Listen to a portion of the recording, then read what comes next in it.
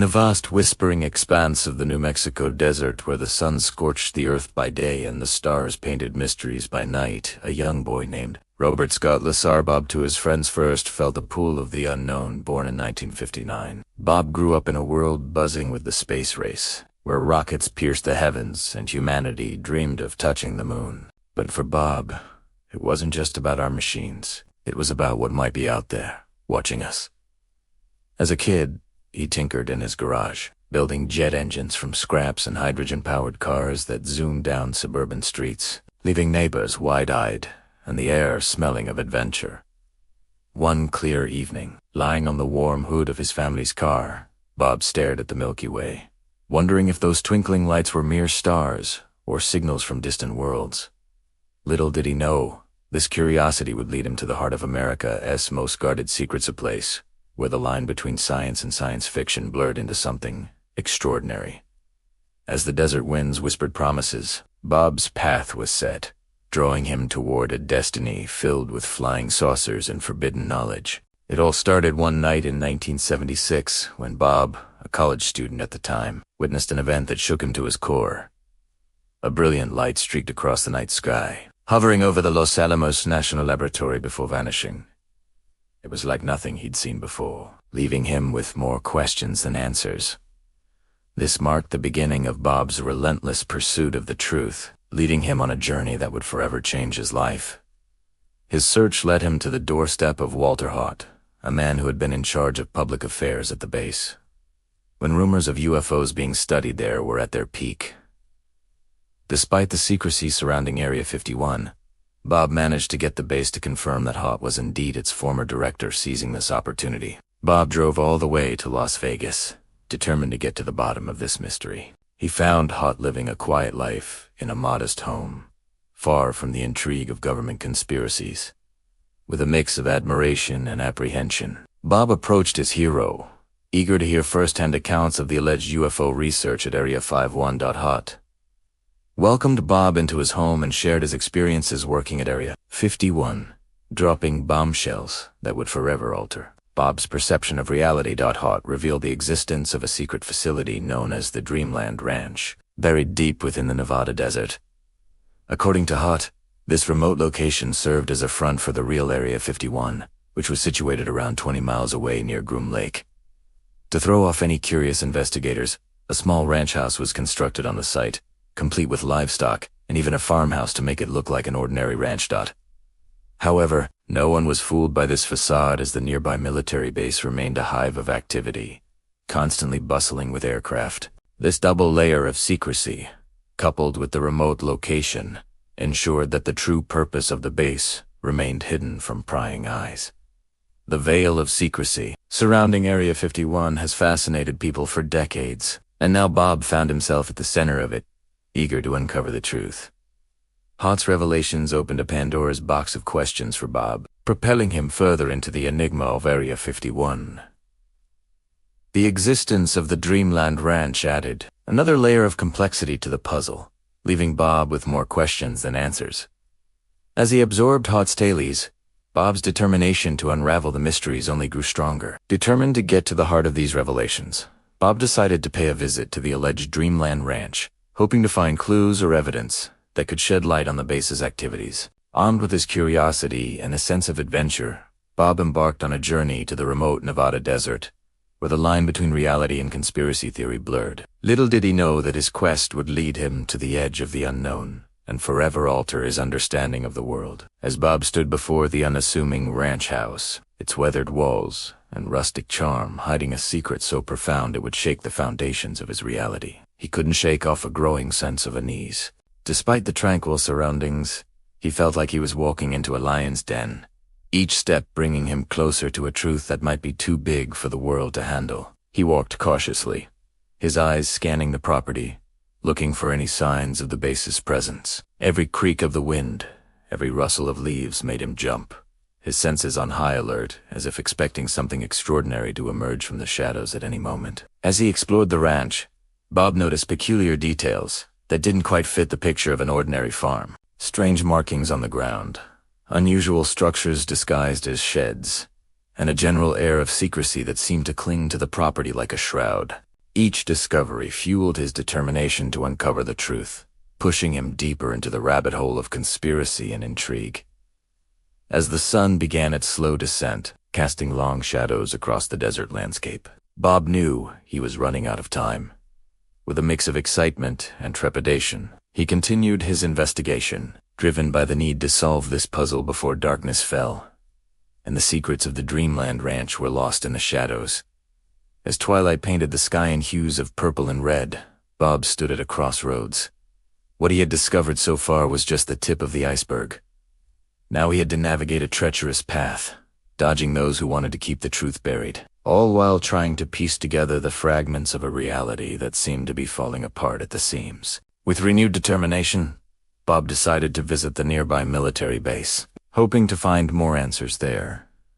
However, he soon realized that it was no easy task to infiltrate such a heavily guarded facility. As he got closer, armed guards and warning signs became more frequent, making it clear that he was treading on dangerous ground. But Bob wasn't deterred. With the tenacity of a true seeker of the truth, he devised a plan to sneak onto the base and gather evidence of the secret research taking place there. Infiltrating the base was just the beginning. Bob found himself in a labyrinth of hangars and restricted areas, each one guarding its own secrets. He moved like a ghost, avoiding patrols and staying hidden in the shadows. The tension mounted with each step he took, knowing that if he was caught, he could face severe consequences. As he ventured deeper into the base, Bob began to see things that defied explanation. Bizarre-looking vehicles, strange markings on the walls, and a palpable sense of secrecy hung heavy in the air. These were not the signs of a normal military installation. They were the hallmarks of a place where the boundaries of technology and reality were being pushed to the extreme. Despite the danger, Bob pressed on, driven by his insatiable curiosity and thirst for knowledge. His heart pounded in his chest as he neared his destination, a nondescript building that seemed to hold the key to the base's deepest secrets. With bated breath, Bob approached the building, his eyes scanning for any sign of life. The stakes were high. What he was about to do could change the course of history. But as he stood there, poised on the brink of discovery, he knew there was no turning back. Suddenly, a noise echoed through the hangar, shattering the silence and pulling Bob out of his thoughts. His heart skipped a beat as he turned to face the sound, his senses on high alert. What he saw before him was unlike anything he had ever imagined. In the dim light of the hangar, he saw it, a flying saucer. It was real. All those years of wondering, all the theories and speculation, it had led to this moment. Bob's mind reeled in disbelief as he took in the sight before him. The flying saucer hovered silently, its sleek design and otherworldly presence filling him with a sense of awe and wonder. It was a moment that transcended logic and reason, leaving him speechless with pure amazement. As Bob stood there mesmerized, he knew he had stumbled upon something truly extraordinary. This was not a dream. This was reality.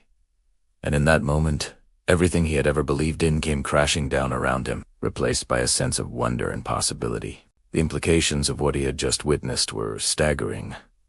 It challenged everything he had ever known about the world, about the limits of human knowledge, and the boundaries of the universe itself. As the full weight of his discovery settled upon him, Bob felt a surge of excitement mixed with a healthy dose of fear. He had seen something that most people would never get to witness in their lifetime. A flying saucer, a testament to the mysteries that lie beyond our understanding. But as the reality of his situation sunk in, he knew he had to act quickly. If anyone found out he had seen this, the consequences could be dire. The secret he was now carrying could change the world forever. And Bob, with his insatiable curiosity and thirst for knowledge, was right in the middle of it. As the desert wind howled outside, carrying with it the secrets of the ancient lands, Bob found himself at a pivotal moment in his life. What he had seen, the flying saucer, the cutting-edge technology, the very nature of reality itself, was now hanging in the balance. The forces that be, those who had worked tirelessly to keep these secrets buried, were closing in, determined to silence anyone who dared to speak. Bob's story is a reminder that the truth, no matter how elusive or dangerous, has a way of coming to light. It's a testament to the power of curiosity, the courage to seek answers, and the importance of challenging the boundaries of our knowledge. So as we continue to explore the mysteries of the universe, let Bob's story inspire us to ask questions, to push the limits of our understanding, and to never lose sight of the wonders that await us in the vast expanse of the cosmos. Years passed, and Bob's passion for physics and engineering blossomed. He claimed studies at elite institutions like MIT and Caltech, though records would later vanish like smoke in the wind, fueling endless debates.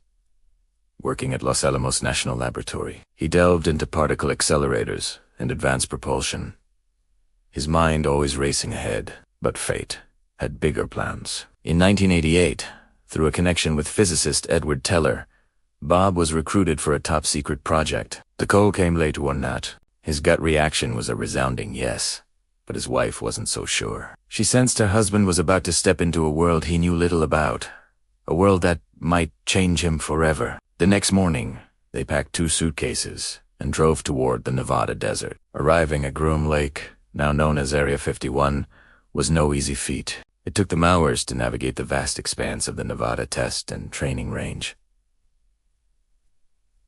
They were escorted to a secluded hangar where Bob was interviewed by a stoic officer. He was entering the realm of top-secret military technology. All around him, heavily armed guards patrolled, their eyes sharp and unwavering. He couldn't shake off the feeling that every step he took was measured, every move anticipated. It looked out of place, almost alien-like in its advanced construction and imposing demeanor. It spoke of a history of innovation and intrigue, of breakthroughs and cover-ups. There was a palpable energy here, a blend of raw power and hushed secrecy that was both fascinating and intimidating. He was about to step into a world where the boundaries of possibility were constantly being pushed, where innovation knew no bounds, and where secrets were the currency of power. He was intrigued, but as he delved deeper into the project, he sensed something was amiss. He worked tirelessly, poring over schematics, testing prototypes, all the while aware that he was treading on dangerous ground. The isolation was also stifling. He was surrounded by brilliant minds, yet none could truly understand what he was going through. It was during one of these late-night sessions that Bob stumbled upon a hidden file. The implications were staggering. If true, it meant that the government was on the verge of discovering technologies beyond human comprehension. It was about control. The powers that be wanted to harness the mysteries of the universe for their own ends, to bend the rules of reality to their will. His journey led him to Project Blue Book, a classified initiative shrouded in secrecy. Declassified documents revealed stories of encounters with extraterrestrial beings, each account more baffling than the last. The files hinted at a truth so profound, so paradigm-shifting that it threatened to overturn everything he knew. Yet amidst the thrilling revelations, a chilling thought echoed in Bob's mind.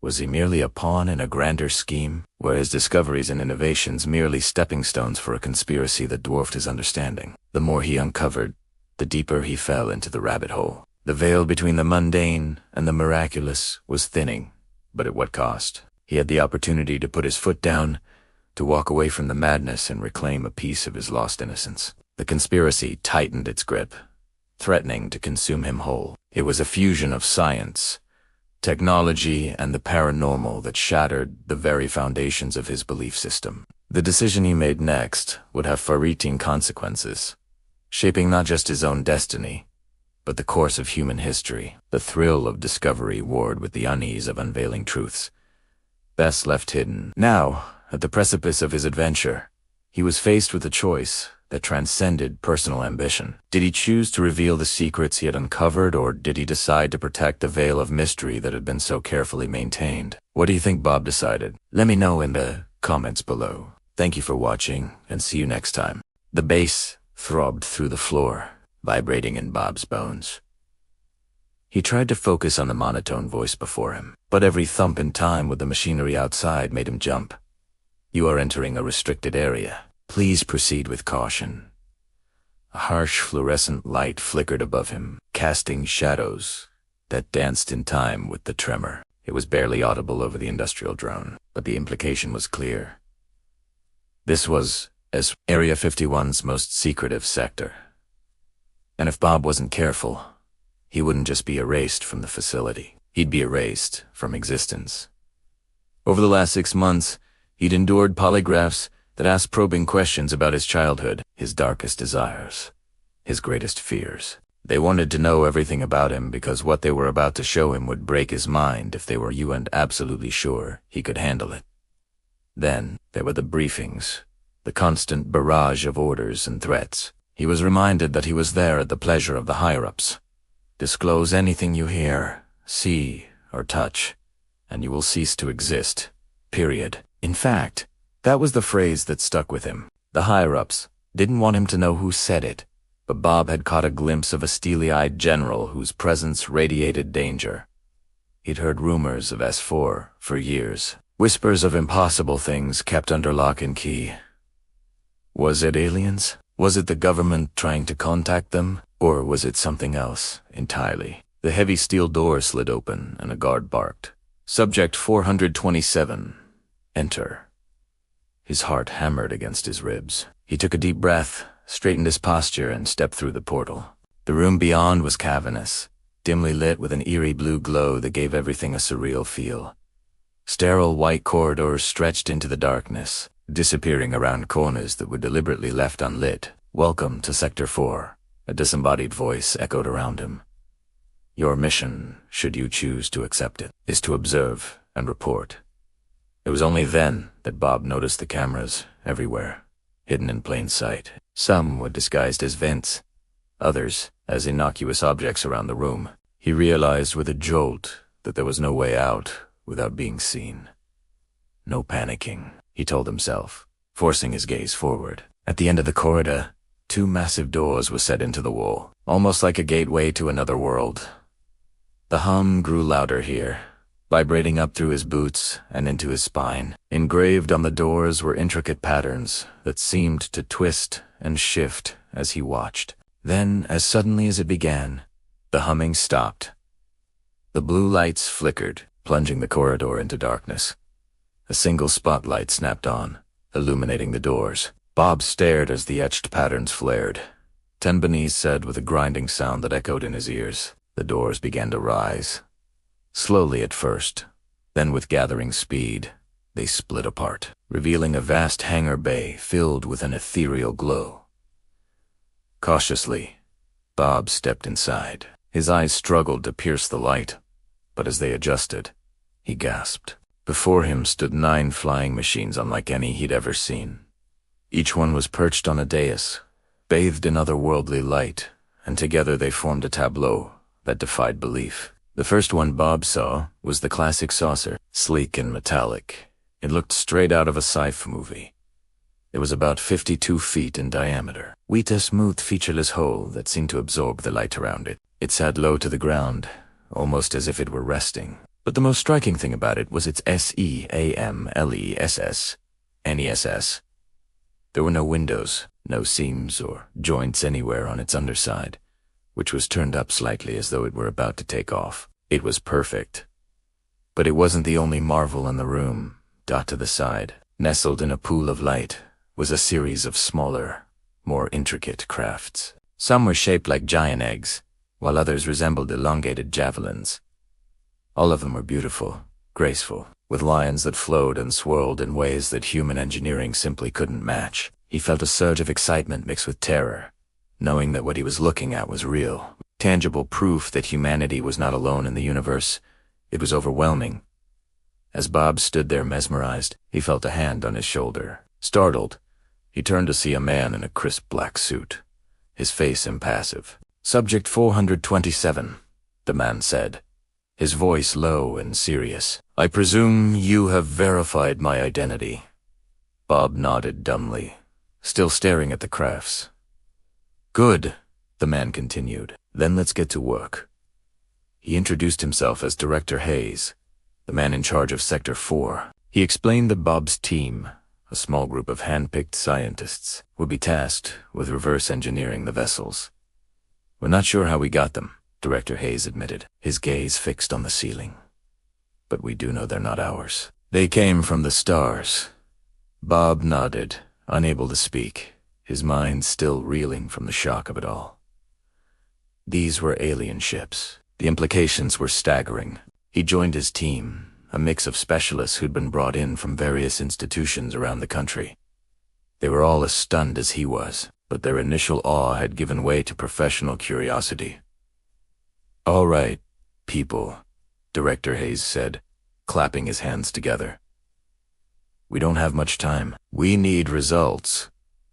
The team fanned out, each going to one of the crafts to begin their examination. Bob stood frozen for a moment, torn between his fear and his fascination. He wanted to run, to get as far away from here as possible, but something held him back, some magnetic pull that forced him to stay. He found himself drawn to the classic saucer, standing before it mesmerized. As he reached out to touch it, a shiver ran through him. The metal was cool to the touch, rippling slightly beneath his fingertips. It was real. No, not just real. It was alive. There was a hum in the air, barely audible, yet somehow deafening. It vibrated in Bob's bones, resonating with some deep, primal part of him. He closed his eyes, letting the vibrations wash over him. In that moment, he knew he wasn't just touching a ship, he was touching the future. This was the key to understanding how to bend gravity itself, to conquer the final frontier. He opened his eyes and looked up at the saucer, its smooth, featureless surface gleaming in the ethereal light. He saw no windows, no seams or joints, nothing that would give away how it worked, how it moved through the air. He circled it, examining every inch, searching for a clue, a hint of how this marvel of engineering functioned. He found nothing. It was as though the ship had no secrets, yet it held the secrets to the universe. As hours turned into days, Bob became obsessed. He lived for the work, throwing himself into understanding the ships, the technology, the very essence of what they represented. He studied the saucer, its shape, its size, its weight. He examined the engines, the thrusters, the control surfaces, poring over every detail, taking notes, running tests. But the more he learned, the more he realized how much he didn't know. The ships were advanced beyond anything humanity had ever built. Their technology was light years ahead of his own, and yet there was something familiar about them, something that resonated with him on a deep, intuitive level. He felt a connection to them, a sense that they were meant for him to find. One evening, as Bob was leaving the hangar bay, he paused to look back at the ships. The space was vast and echoing now, empty of the bustle of activity from earlier in the day. The ships seemed to loom larger in the gloom, their outlines stark and imposing against the dim light. It was then that he saw it, a faint glimmer on one of the ships, almost invisible in the shadows. He hurried over, his heart pounding, and peered closely. It was a symbol, an emblem of sorts, a series of concentric circles with a dot in the center. It was repeated over and over on all the ships, but he'd missed it before. What did it mean? Was it a signature of some kind? A mark of ownership? Or was it something else entirely? As he stared at the symbol, a strange feeling came over him, a sense of wonder, of awe, but also of fear. These ships were more than just advanced technology. They were a gateway to the unknown, a portal to a world beyond his own. He was standing on the threshold of the infinite, and the only thing that stood between him and the abyss was a single, fragile hope that humanity was ready for what was to come. Bob adjusted his glasses and rubbed his tired eyes. For the past several days, he'd been living at his desk, poring over reports, data, schematics and equations dot outside. The sun had set, and now dawn was breaking through the blinds. The relentless tick-tock of the clock mocked him. Time, it seemed, had become meaningless. It had all started with a routine assignment. Declassified files had revealed an extraordinary secret, a classified project known as Sport Model. It involved a peculiar, saucer-shaped craft housed in a remote hangar, and the more Bob learned about it, the more his fascination grew. Now he was determined to unravel its mysteries. He descended into the labyrinthine depths of the hangar and stopped in his tracks. Before him sat the very craft that had captured his attention in the files, suspended in midair, seemingly defying gravity. Its metallic surface glistened under the harsh fluorescent lights, and its overall design defied easy categorization. It looked like a giant disk, almost 30 meters in diameter, with no visible windows or markings. A single opening gaped like a cavernous mouth in its side. There was an eerie silence, broken only by the distant hum of machinery. Curiosity burning within him, Bob walked slowly towards the craft, his footsteps echoing in the vast emptiness. As he drew closer, details began to emerge, intricate patterns etched into the metal, hinting at a technology far beyond his understanding. He reached out, his fingers tracing the contours of the cold, hard surface. What he felt was smooth, almost silky, to the touch. A sudden clatter broke the silence, and Bob whirled around to see a toolbox hurtling towards him. His instincts took over, and he flung himself to the side, narrowly avoiding a collision. As the toolbox skidded to a halt, he scrambled back to his feet, his heart pounding, adrenaline surging through him. He turned towards the source of the noise, his eyes scanning for the culprit. That's when he noticed a figure emerging from the shadows. "Who are you?" Bob demanded, his voice echoing in the vast hangar. The newcomer hesitated, then stepped forward, revealing a weathered face framed by a shock of white hair. "I was just trying to help," the old man replied, his voice raspy with age. "Help." "With what?" Bob snapped back, his tone sharp with fatigue. "With your little project," the old man said, gesturing towards the enigmatic craft. "I saw you sneaking around and thought I should keep you." "Company?" Bob stared at him, disbelief evident in his eyes. "You scared the hell out of me," he finally managed, his voice strained. The old man chuckled, a dry, crackling sound. "Sorry about that, son. Just trying to have a bit of fun." Bob shook his head, still shaken by the surprise. He took a deep breath, trying to calm his racing heart. Days blurred into nights as Bob dove into the heart of the sport model. He examined every inch of the craft, searching for clues, running tests, and collecting data. But it was within the hollowed core that he made his most astounding discovery. Inside, there were no wires, no engines, no indication of how such a massive craft could defy gravity. In fact, the interior was eerily simple, almost bare. It was just empty. But that very emptiness held a profound mystery. Tenesawit, a faint glow emanating from within the triangular opening at the heart of the craft. Driven by an insatiable curiosity, Bob ventured inside. The air grew colder, and when his eyes adjusted to the dim light, he saw three objects that defied explanation. They were perfectly smooth, each as tall as a man and connected at their base. An intricate network of glowing lines traced across their surfaces, pulsing with an otherworldly light. There were no markings, no controls, just an overwhelming sense of power. At the center of the triangle, a fourth device stood taller than the others. It hummed softly, bathing the room in an ethereal glow.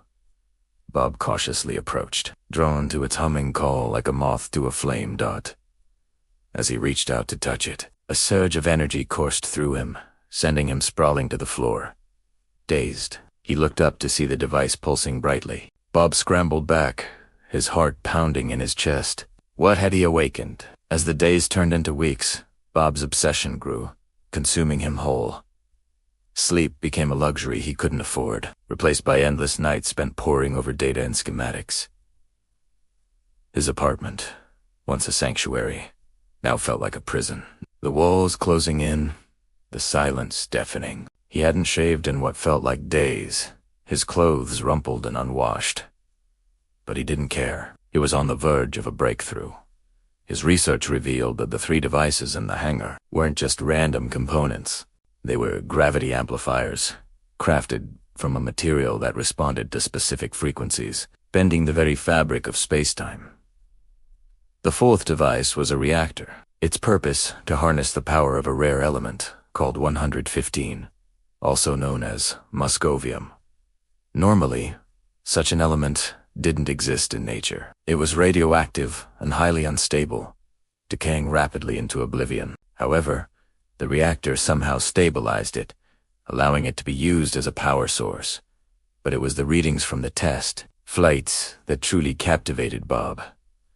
When the craft was turned on, it hovered silently, defying the pull of Earth's gravity. Then it would tilt and vanish in a blur. The data suggested that it wasn't just flying through the air, it was warping spacetime itself, creating a temporary rift in reality.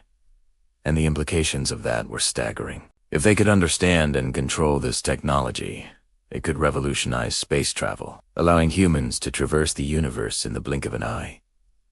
Yet there were troubling questions that gnawed at Bob's mind. Where did the technology come from? Why was it being hidden from the public? And what were the extraterrestrials' true intentions? His colleagues spoke in hushed tones about strange occurrences near the hangar, unexplainable electromagnetic disturbances, and even sightings of strange lights in the sky. Some dismissed it as folklore, but others spoke with unsettling certainty. One day, Bob stumbled upon a briefing document tucked away in a forgotten corner of the archive. It spoke of recovered craft from around the world, some dating back thousands of years. Each had been mistaken for a UFO. Each had sparked fear and speculation. But now, piecing it together, Bob realized they were all part of the same phenomenon. These weren't just random occurrences. They were deliberate actions, part of a grander, more sinister plan. The more he learned, the more the picture changed. The extraterrestrials weren't visitors from distant stars, but something far more unsettling. They were observers, anthropologists, from a future Earth studying humanity much like we study ancient civilizations. But why? What purpose did it serve? And what did it mean for the future of humanity? Doubts crept in. Was this really the benevolent exploration he'd initially believed in, or was there something more sinister at play? Had he been so consumed by his work that he'd ignored the warning signs? He thought back to the old man's cryptic words. A bit of fun. Was there more to the story that Bob wasn't seeing? The isolation was starting to take its toll. Sleepless nights, endless days, the constant drone of machinery, the eerie silence of the hangar. It was wearing him down. Was he losing his sanity, or was he onto something truly groundbreaking? Bob found himself questioning everything. His sanity, his mission, his very existence. Had he bitten off more than he could chew? Or was he on the verge of a discovery that would change the world? The fate of humanity might hinge on his next move. The flickering, fluorescent light hummed above Bob's head, casting long shadows from the files he pored over in the dimly lit archives of S4. The documents, once cutting-edge research, now sat gathering dust, their contents more myth than science. They spoke of Zeta, small gray-skinned humanoids with large black eyes who visited Earth in ships that defied the laws of physics, leaving behind technology so advanced it was centuries ahead of their time. In exchange, the reports were vague. Speaking of genetic experiments or planetary surveys, but never did they reveal the full story of why the government would want to harvest the DNA of an alien species, or what secrets the stars held that they pay such a high price to uncover. Bob ran a finger under his shirt collar, willing away the itch that always seemed to find him in these old archives. He had been drawn to this case, the whispers of ancient visitors, when he first read about it in a dusty journal hidden away in the back of a library. Now here he was, standing in the very building where the secrets of the universe were being uncovered and concealed all around him. The walls, the floor, the very air itself seemed to buzz with untold stories. He sifted through the files, each one a piece of a shattered mirror reflecting only a sliver of the truth. He learned of Roswell, 1947, where a crashed disk had yielded bogus and debris that had kick-started this program. Project Sign. Outside, skeptics had called it a weather balloon, a flying saucer made of rubber and tinfoil. But here in the heart of the conspiracy, the truth was tangible. A sudden crash from outside the building startled him. He turned toward the sound, his hand hovering over the file labeled the Roswell incident, and found himself face to face with a woman whose eyes mirrored the vastness of space. Her lips parted in surprise, then curved into a welcoming smile. "You must be Bob." She stepped closer, her presence as calming as a summer breeze. "I've heard so much about you. Please, come with me." Before he could respond, she was guiding him through the labyrinthine corridors, each turn revealing a new wonder until they arrived at a door marked restricted area. It was ajar, revealing a glimpse of a humming machine bathed in ethereal light. The woman gestured for him to enter. "What's this place?" Bob whispered, his voice echoing in the cavernous space. "This," the woman replied, her voice filled with reverence, "is where the whispers of ancient visitors come to rest." Inside, rows upon rows of machines hummed softly, bathing the room in a soft glow. At the far end, a single door stood slightly ajar, beckoning him forward. Curiosity tugged at him, and he stepped inside. The room was filled with swirling mists and the faint hum of machinery. Into center, a crystal sphere floated above a platform, pulsing with an otherworldly light. Suddenly, the mist swirled faster, coalescing into the form of a man with skin as gray as the dust of a fallen star and eyes like pools of liquid obsidian. Startled, Bob took a step back, his hand instinctively reaching for the gun tucked in his waistband. The alien raised his hands in a gesture of peace. "Do not be afraid," he said, his voice a low rumble like distant thunder. "I am here to help you." He explained that their ship had malfunctioned, forcing them to land in the New Mexico desert. When the military discovered them, they offered to repair their ship in exchange for certain technologies that could aid humanity. But there was more. The alien, who introduced himself as Zet, revealed that his people had been observing humanity for centuries, ever since ancient times when their ancestors first set foot on this planet. They'd guided civilizations, influencing key moments in history, all in an effort to nudge humanity toward greatness. Bob felt a surge of excitement mixed with disbelief. Was Tisrael? Was he actually talking to an extraterrestrial being? Zeton continued, explaining that they were part of a greater alliance, a network of civilizations across the cosmos, dedicated to preserving life and knowledge. Their mission was one of peace and understanding, yet they'd kept their presence hidden out of respect for humanity's free will. But now, facing a common threat, Zitten said it was time for them to reveal themselves and join forces. As dawn broke, painting the sky in hues of gold and crimson, Bob found himself standing before a gathering of world leaders, scientists, and military officials. Beside him stood Zeton and his companions, their gray skin and large eyes making them a striking sight against the backdrop of the rising sun. With a deep breath, Bob began to speak, sharing the knowledge he'd gained from the Zeton tales of advanced technology and a universe teeming with life. He described their encounters, the crashed ship, the secret base, and finally, the Zeton's message of peace and unity. As he spoke, the world leaders exchanged glances, their expressions a mixture of awe and skepticism. Some nodded, seemingly convinced, while others remained unconvinced. The skeptics argued that Bob's story was a fabrication, a hoax designed to fool the world. They demanded proof, tangible evidence, that the Zytons and their technology were real. But Bob had no such proof. His story, though compelling, was based on faith in the Zytons, faith in their advanced technology, and faith in the promise of a united future. The weight of the world seemed to rest on his shoulders, the fate of humanity hanging in the balance. In the face of skepticism, the Zytons decided to unveil their most advanced technology, a device capable of harnessing the power of stars. With a graceful sweep of his hand, Zeton activated the device, and a miniature sun blazed into life, bathing the room in its warm glow. The skeptics gasped, their faces a mixture of awe and disbelief. But even this spectacle was not enough to sway the doubters. They demanded more, pushing the Zytons to reveal their true forms. And so, with a heavy heart, the Zytons vanished, their forms shimmering and fading until they were nothing but distant memories. Left alone in the dawning realization of his failure, Bob knew he had failed in his mission. The world was still shrouded in darkness, unaware of the wonders that lay beyond the stars. As he stepped out into the bright sunshine, the weight of his failure pressed down on him. People hurried past, their faces a blur, their voices a muffled roar. The city around him seemed to throb with a life he could no longer fully participate in. The encounter had left an indelible mark on him, a profound sense of isolation. He missed the camaraderie of his colleagues, the casual banter, the shared laughter. But now those moments of joy seemed like distant echoes from a life that was fading away. The phone calls he'd once cherished now felt like invasive probes, every word carefully vetted, every pause loaded with hidden meanings.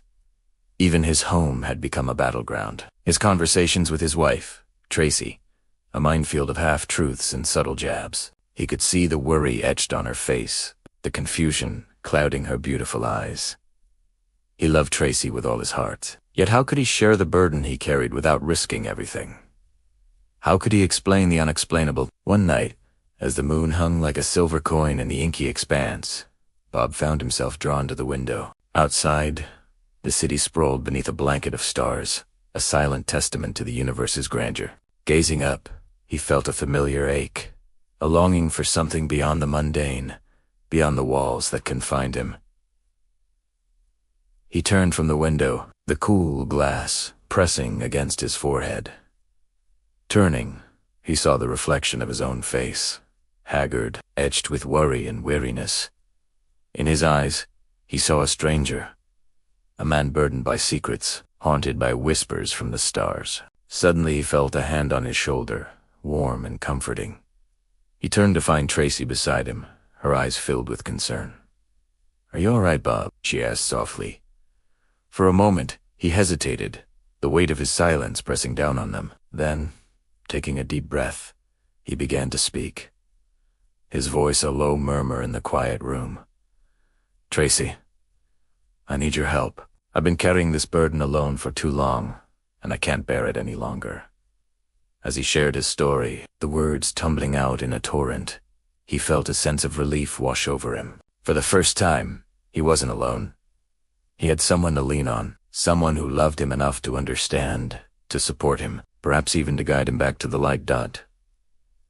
In the dimly lit archives of S4, Bob pored over classified files that read like ancient myths, rewritten in scientific jargon. Reports detailed encounters with Zeta, ridiculously being small, gray-skinned humanoids with large eyes, who visited Earth in ships that defied the laws of physics, leaving behind technology so advanced it was centuries ahead of their time. In exchange, the reports were vague, speaking of genetic experiments or planetary surveys. But never did they reveal the full story of why the government would want to harvest the DNA of an alien species or what secrets the stars held that they'd pay such a high price to uncover. The sterile halls and pristine labs of Sector 7 were supposed to be the pinnacle of human achievement, a shining testament to what could be accomplished when brilliant minds worked in harmony with advanced technology. But as the months ticked by, the thrill of discovery faded for Bob, replaced by annoying unease. Cracks had appeared in the monolithic facade of the project. At first, it was just whispers in the sterile corridors, fleeting glimpses of something sinister lurking beneath the surface. But as time went on, the veneer of perfection began to chip away, revealing the raw and unsettling truth. His colleagues were disappearing, not in the natural order of things, but abruptly, unexpectedly, without a trace. Some were sent home with vague, hushed explanations that carried more than they said. Others simply vanished from the face of the earth, their names and faces fading from the memory of the lab like ghosts. The files he worked on suddenly had sections systematically redacted, vital information scrubbed away as if there were things in there that the world was unsupposed to see. A disquieting feeling settled in Bob's stomach. There was a darkness at work here, a hidden agenda that threatened to consume all in its path. One day, overcome by a sudden surge of reckless abandon or perhaps desperation, he smuggled a small sample of element 115 out of the base. It was a tiny cube, no bigger than a sugar cube. Yet it felt like a king's ransom in his hands, a forbidden treasure radiating an otherworldly glow. That night, hidden in the recesses of his closet, Bob felt a surge of triumph mixed with terror. He knew he was playing a dangerous game. But the need to understand, to make sense of the madness around him, was a compulsion he couldn't resist. Rumors swirled like a vortex in the upper echelons of power. The military wanted to weaponize the element, to forge a new path to dominance, while the scientists sought to understand its mysteries, driven by pure scientific curiosity. But what did it all mean? What was the true purpose behind the veil of secrecy? Was it progress? Or was it something far more sinister? In the dead of night, as the base slumbered around him, Bob found himself consumed by a single, burning question. What was Element 115, and why was the world kept in the dark? The silence of the empty lab echoed his own thoughts, amplifying his fears and suspicions. Was he the only one who saw through the cracks in the facade? Was he the only one who dared to question the darkness that was becoming all-consuming? His mind reeled, grasping at possibilities. Could this very element hold the key to ending the world's energy crises? Could it propel humanity to the stars, opening up new frontiers of interstellar travel? Or was it something altogether more sinister, a tool of unimaginable destruction, a Pandora's box best left unopened? But the more he learned, the deeper he fell into a rabbit hole of intrigue and danger. The secrecy surrounding Element 115 was suffocating, stifling the free exchange of ideas and progress. It was a cage of silence that threatened to trap humanity's future.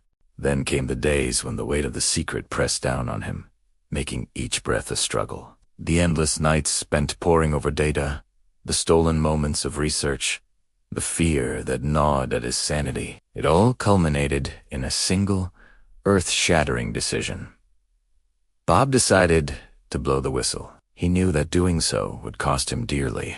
His career, his reputation, perhaps even his life. But the truth deserved to be known. The world couldn't be kept in the dark any longer. As the sun dipped below the horizon, painting the sky in hues of orange and purple, Bob drove to the edge of the base. The vast expanse of the desert stretched before him, mirroring the limitless potential of human ingenuity. In the distance, the stars twinkled, beautiful yet cruelly out of reach. They mocked him with their silent, distant glow, a stark reminder of the wonders that might have been. But tonight, something shifted within him. The fear was still there, a cold knot in his stomach, but it was overshadowed by a steely resolve. He was going to expose the truth, no matter the cost. The world needed to know what was happening in those sterile labs. The future of humanity might just depend on it. There are moments in life when the walls of your world contract, when the familiar streets— This is the story of how I found my voice. He didn't join to be a cog in a machine. Bob's superiors were men you didn't question, their faces stern, their voices like gravel. He saw a threat to the world's heritage, an assault on everything he loved about humanity. He couldn't just stand by and watch. We don't often talk about this kind of thing, but Bob knew he needed help to get this story out. George looked through them, his eyebrows furrowing as he read. "This is big, Bob. If this is true, then we're talking about a major cover-up." He hesitated, then added, "I can't do this alone. I need your help." And so the two of them made a plan. They would reveal the story to the world, expose the truth behind these mysterious flying things. For the next few weeks, Bob and George met in secret, piecing together the puzzle of Bob's story. But as their investigation deepened, the stakes became clearer and the danger grew. Once he even saw a man taking pictures of him outside his house. But George, seasoned in the world of investigative journalism, knew better. Bob felt a chill crawl down his spine. He knew George was right. Then Bob had an idea. He invited George and a small crew from the news station to come with him on one of his test flights from a public airfield. On the day of the flight, a crisp autumn day with a clear blue sky, excitement crackled in the air. George and his team watched intently, their faces a mix of anticipation and apprehension. He knew that this flight could change everything, but it also put him in even greater danger. He took a deep breath, trying to steady himself. The world below shrank, becoming a patchwork quilt of roads, houses, and fields. But his gaze was fixed on the horizon, searching. They moved with a precision and grace that defied anything Bob had seen before. They moved away, always staying just out of range, always maintaining their perfect formations. It was like a ballet, a deadly, eerie ballet. They landed back at the airfield, the silence broken only by the worry of the propellers. Later, reviewing the footage, they could see the lights moving with impossible speed and agility, defying the laws of physics and common sense. The more he learned, the deeper the rabbit hole went. He realized he was just a small fish in a very big pond, a pond filled with secrets and dangers he hadn't anticipated. His investigation was far from over. The events of that day shook him to his core. He had a choice: Continue living a life of ignorance or dive into the unknown, trusting only himself? He chose the latter. In the following days, Bob and George worked feverishly, piecing together the fragments of Bob's experiences with the mysterious flying things. Bob's story wasn't just about flying things. It was about a grand deception, a lie so big it threatened to engulf everything. It was a journey that took them through the darkest corners of the internet, into the hidden crevices of government archives. He could feel it, a tightening grip on his life, his career, his very identity. The decision to go public was a terrifying one. Bob knew that once he stepped into the arena, there would be no turning back, but he was ready. He had the evidence, the story of a lifetime, and he wasn't going to let fear hold him back. It was a bombshell, a revelation that shook the very foundations of their understanding. But in the face of such a monumental event, Bob's heart sank. He had chosen his side, and now he had to live with the consequences and the unsettling realization that the sky was no longer the limit when there were things up there that defied human comprehension. But somewhere out there, beyond the reach of the media spotlight, Bob lived a life forever changed by what he had seen and known. For over 20 years, Bob had lived a normal life. He had a wife, 2 kids, a mortgage, and a job that he liked at the county coroner's office. That is until the day he didn't come home. It all started when Bob got involved with something called Project Mogul, a secret Cold War initiative involving the recovery of flying objects from remote parts of the country.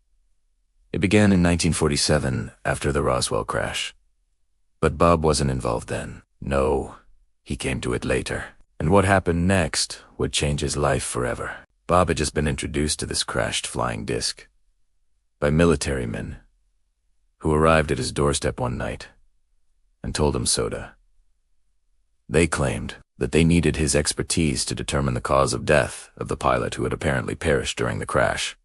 Little did he know that once he laid his hands on that mysterious metal, his life would never be the same again. As soon as Bob examined the fragments of the object, which looked like nothing so much as a children's toy, he knew in his gut that this was no ordinary piece of debris. He also knew that these men were not from this planet. What he didn't know was that from that moment on, he would be pursued by shadowy figures trying to keep him quiet. Fear became Bob's constant companion. One night, driving home from work, he was almost blinded by headlights. A black SUV rammed his car off the road. Heart thundering in his chest, he slammed on the brakes, swerved to avoid a head-on collision, and then sped away.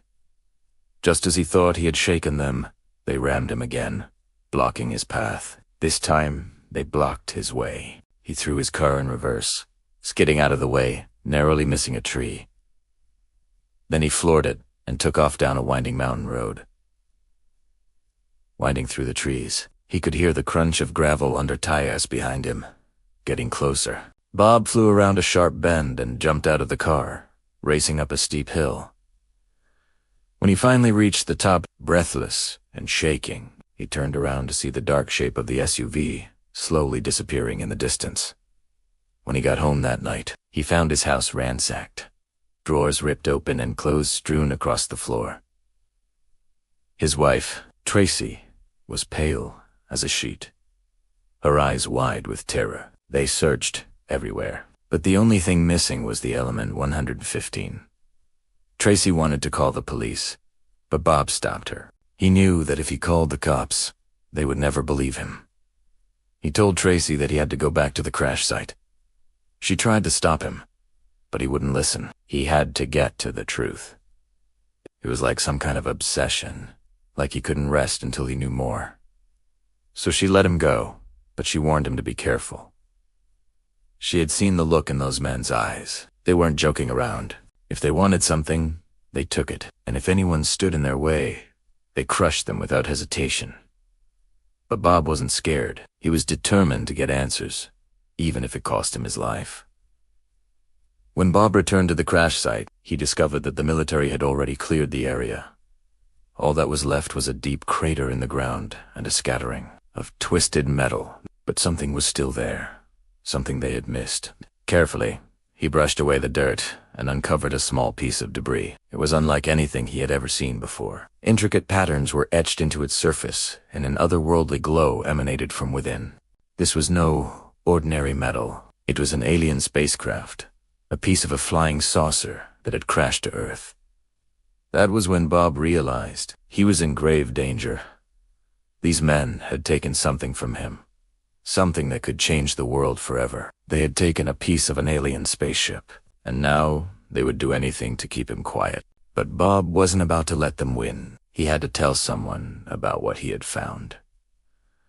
Someone who would believe him, someone who would help him expose the truth. He decided to contact Donkey, a local radio personality known for his open-minded views on paranormal phenomena. When Napa arrived at Bob's house, he found a man on the edge, his eyes haunted by fear and excitement. Bob poured everything out. The crash, the autopsy, the shadow men. Ken kept nodding, his face a mask of seriousness. Finally, he agreed to help. Together they recorded interviews with Bob, who recounted every detail of what he had seen and heard. Bob spoke of the strange crafts, the advanced technology, the alien propulsion system. He described the autopsy findings and the disturbing implications for humanity. But it was when he talked about the men in black that the interview took a darker turn. Bob spoke of their menacing presence, their cold eyes and their sinister motives. He told how they had threatened him, how they had stolen the element 115, and how they would stop at nothing to keep him quiet. "They're here," Bob said, his voice steady despite the tremor in his hands. "I know. They're watching me. I can feel their eyes on me like a physical presence. They won't let this go. They won't let any of this go." When Cum played the tape, the world listened. People tuned in from all over the country, eager to hear the latest news. Some dismissed it as a hoax, a publicity stunt to boost ratings. But many were intrigued, captivated by Bob's story and the mystery surrounding Area 51. May 1989. Bob's face was silhouetted against the bright lights of the studio. His voice was distorted to protect his identity. As he spoke, images of UFOs and aliens flashed across the screen. The story captivated the public imagination and exploded into a media frenzy. Calls flooded into the station. Skeptics scoffed. Believers rallied. And in an instant, Area 51 went from being a whisper in the desert to a household name around the world. The interview changed everything. It thrust Bob into the center of a maelstrom, a vortex of fear, intrigue, and excitement. He knew that there was no turning back. He had become a key player in the UFO game, and the stakes were higher than he could have ever imagined. The more he dug, the deeper he went, the more danger he faced. He had awakened a sleeping giant, and now it was rising, casting a long shadow over his life. He knew that the men in black were out there, waiting for him to slip up, waiting for him to make a mistake. He could feel their presence like a physical weight on his chest, their icy fingers like snakes, coiling around his heart, squeezing tight. He knew that they wouldn't hesitate to strike if he revealed too much. And yet he couldn't stop. Something inside him, some deep-seated sense of justice, compelled him to keep going, to keep searching for the truth. He was like a moth, drawn to a flame, knowing that it could burn him, yet unable to resist. Bob's life became a series of close calls and eerie coincidences. Tires on his car were slashed, windows smashed, lights burned out. Once he found a dead animal on his doorstep, a warning to stay away. He couldn't shake the feeling that he was being watched. He saw the same black SUVs, prowling the streets, lurking in the shadows. And he couldn't help but wonder if they, too, were sent to silence him, to remind him not to cross the line. He tried to convince himself that it was all in his head, a product of his own fear and paranoia. But deep down, heck no better, he had stumbled onto something big, something that powerful forces wanted buried, and he was now in the crosshairs. The question was, what would happen next? Would the truth come out, or would it be buried forever?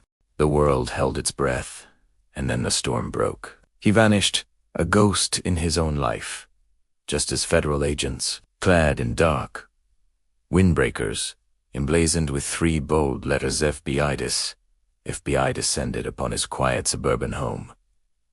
They weren't there for a friendly chat. They were there to raid, to seize, to control the narrative. The official story, but to those watching closely, it felt like something far more significant, an attempt to erase a truth that had just been spoken. The media, never one to miss a feeding frenzy, swarmed his property like vultures. Headlines screamed across television screens and newspaper front pages. Or was he a charlatan, a masterful hoaxer, who had duped the world? The battle lines were drawn instantly. Skeptics, armed with a healthy dose of cynicism, immediately went for the jugular. They pointed to his academic records, or rather, the lack thereof. His education can't be verified, they cried. He fabricated his past. It was a powerful argument, casting a long shadow of doubt over his entire story. If you can't trust the man, how can you trust his incredible claims? But for every skeptic, a supporter rose to his defense. They pointed to an equally compelling, and arguably more sinister, piece of the puzzle. The records of his employment at the legendary Los Alamos National Laboratory, the very place where he claimed to have worked on reverse engineering alien technology, had mysteriously and conveniently vanished. It wasn't just that they couldn't be found. It was as if they had never existed at all. To his supporters, this wasn't proof of a lie. It was proof of a cover-up. A systematic, deliberate purge of his history by the very powers he sought to expose. They argued that an organization capable of hiding extraterrestrial craft would have no trouble making a few personnel files disappear. Then, just as the debate reached a fever pitch, he reappeared. Not in the shadows, but in the full glare of the television studio lights. The mask was gone. The voice was no longer distorted. This was Bob, unshielded and defiant. His face was etched with the strain of the past few days, but his eyes burned with a fierce, unwavering conviction. He looked directly into the camera, into the eyes of millions, and with a voice that cut through the noise, simply sighed. I saw what I saw. There was no elaborate defense, no complex rebuttal, just the raw, unshakable testimony of a man who had been to the other side of the veil and had come back to tell the tale. It was a statement that resonated deeply, forcing people to choose. Believe the man or believe the system. His public appearance was like throwing gasoline on a fire. The phenomenon he had unleashed exploded. Suddenly, the skies seemed more active than ever. Reports of UFO sightings surged from every corner of the globe. People weren't just looking up. They were actively searching. A strange pilgrimage began. Thousands of believers, truth-seekers, and the just plain curious flocked to the desolate roads surrounding Area 51. They set up camps in the harsh Nevada desert, their cameras and telescopes pointed at the restricted airspace, hoping, praying, for a glimpse of the impossible, for a sign that Bob was telling the truth. The once lonely desert highway became a festival of anticipation. Meanwhile, the official response from the government was as predictable as it was absolute. A wall of denial. They issued terse, dismissive statements, branding the entire affair a work of fiction. There are no alien spacecraft, Tay insisted. Area 51 is a conventional test site. They painted Bob as, at best, a confused individual, and at worst, a deliberate purveyor of disinformation. It was a strategy of containment, designed to suffocate the story under the weight of official authority. They repeated the denials over and over, hoping the public would grow tired and move on to the next headline. But behind that solid wall, cracks were beginning to show, small fissures in the official story that, once noticed, were impossible to ignore. A leaked, internal memo, quickly disavowed, hinted at a special projects division with a budget that couldn't be accounted for. An anonymous source, a supposed former intelligence officer, contacted a journalist, his voice digitally altered, echoing specific technical details from Bob's claims, details that had never been made public. Each leak, each whispered confirmation, was another tremor shaking the foundations of the government's denial. The story wasn't dying. It was growing stronger, weaving itself into a complex tapestry of official lies and whispered truths. The storm Bob had unleashed was far from over. It was just beginning to gather strength, promising to change our world forever. Thank you so much for joining me on this journey. If you found this story as compelling as I do, please hit that like button and subscribe to the channel for more deep dives into the mysteries that surround us. We'll see you in the next one. The 1990s rolled in, and for Bob Lazar, it was a time for a fresh start, or at least an attempt at one. He left the blinding desert sun and the whispers of Area 51 behind. Or so he thought, and poured his energy into a new venture. United Nuclear. Imagine this. The guy who claimed to have worked on alien spacecraft is now selling science supplies, from UFOs to Geiger counters. It was a classic Lazar move, blending the extraordinary with the mundane. He was building a new life, brick by brick, but the foundation was shaky. The past, it turns out, has a very long shadow. This new chapter wasn't a peaceful one. Strange and persistent health issues started to creep in, plaguing him. Was it stress, coincidence, or was it something more sinister? Whispers started to circulate, the same kind of whispers that followed him out of the desert. Rumors of poisoning, of retaliation for breaking his silence. It felt like a plot from a spy thriller. But this was his reality. Every ache, every ailment, was a question mark. Was it just life, or was it a message? It's a chilling thought, isn't it? The idea that you can never truly escape, that the secrets you've told will continue to exact a price on your body and your peace of mind. And just when he might have hoped to fade into a quiet life of scientific entrepreneurship, Hollywood came knocking. The spotlight he had tried to step out of found him again. Documentaries started to pop up, with titles that were impossible to ignore, like Bob Lazar, Area 51, and Flying Saucers.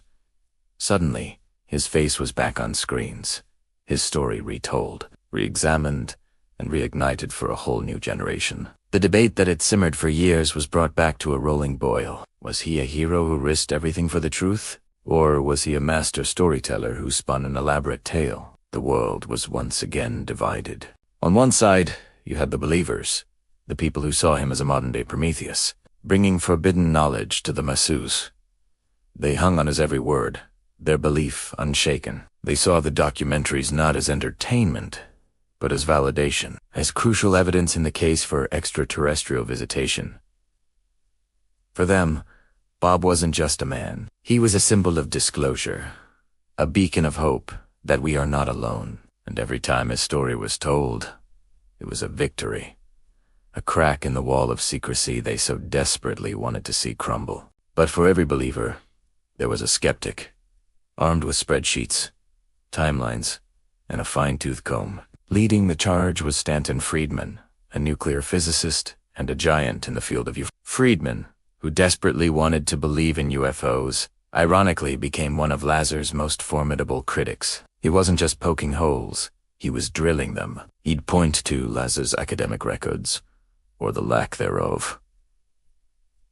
Mighty Caltech, Friedman said he couldn't find a trace. The story started to unravel under his intense scrutiny. Where was the proof? The diplomas? The yearbooks? For the skeptics, these weren't minor inconsistencies. They were fatal flaws that brought the entire narrative crashing down. The battle lines were drawn. On one side, you had Friedman and the skeptics, meticulously dismantling Lazar's credibility piece by piece. On the other, you had Lazar's supporters, led by figures like journalist George Knapp, who had first brought the story to light. Knapp stood by Lazar, arguing that a man's history could be erased, that a powerful, clandestine organization could wipe your entire existence from the official record if they wanted to. Think about that for a second. Is it possible to delete a person? To make it as if they never went to school, never worked at a top-secret facility? It sounds like fiction, but in the world of black ops and classified projects, who's to say what's possible? Then came a twist that no one saw coming, a moment that sent shockwaves through both camps. A key part of Lazar's story, one that had been ridiculed for years, was his claim about a mysterious, stable, super-heavy element, element 115, which powered the alien craft. For decades, it sounded like science fiction, but then, in 2003, science caught up. A team of Russian and American scientists announced that they had successfully synthesized element 115. Now, it wasn't the stable, powerful version Lazar described. It was highly radioactive and decayed in less than a second. But the number was right. 115. For believers, this was the ultimate vindication. It was the smoking gun. How could Lazar have known? How could he have plucked that specific number out of thin air, years before mainstream science confirmed its existence?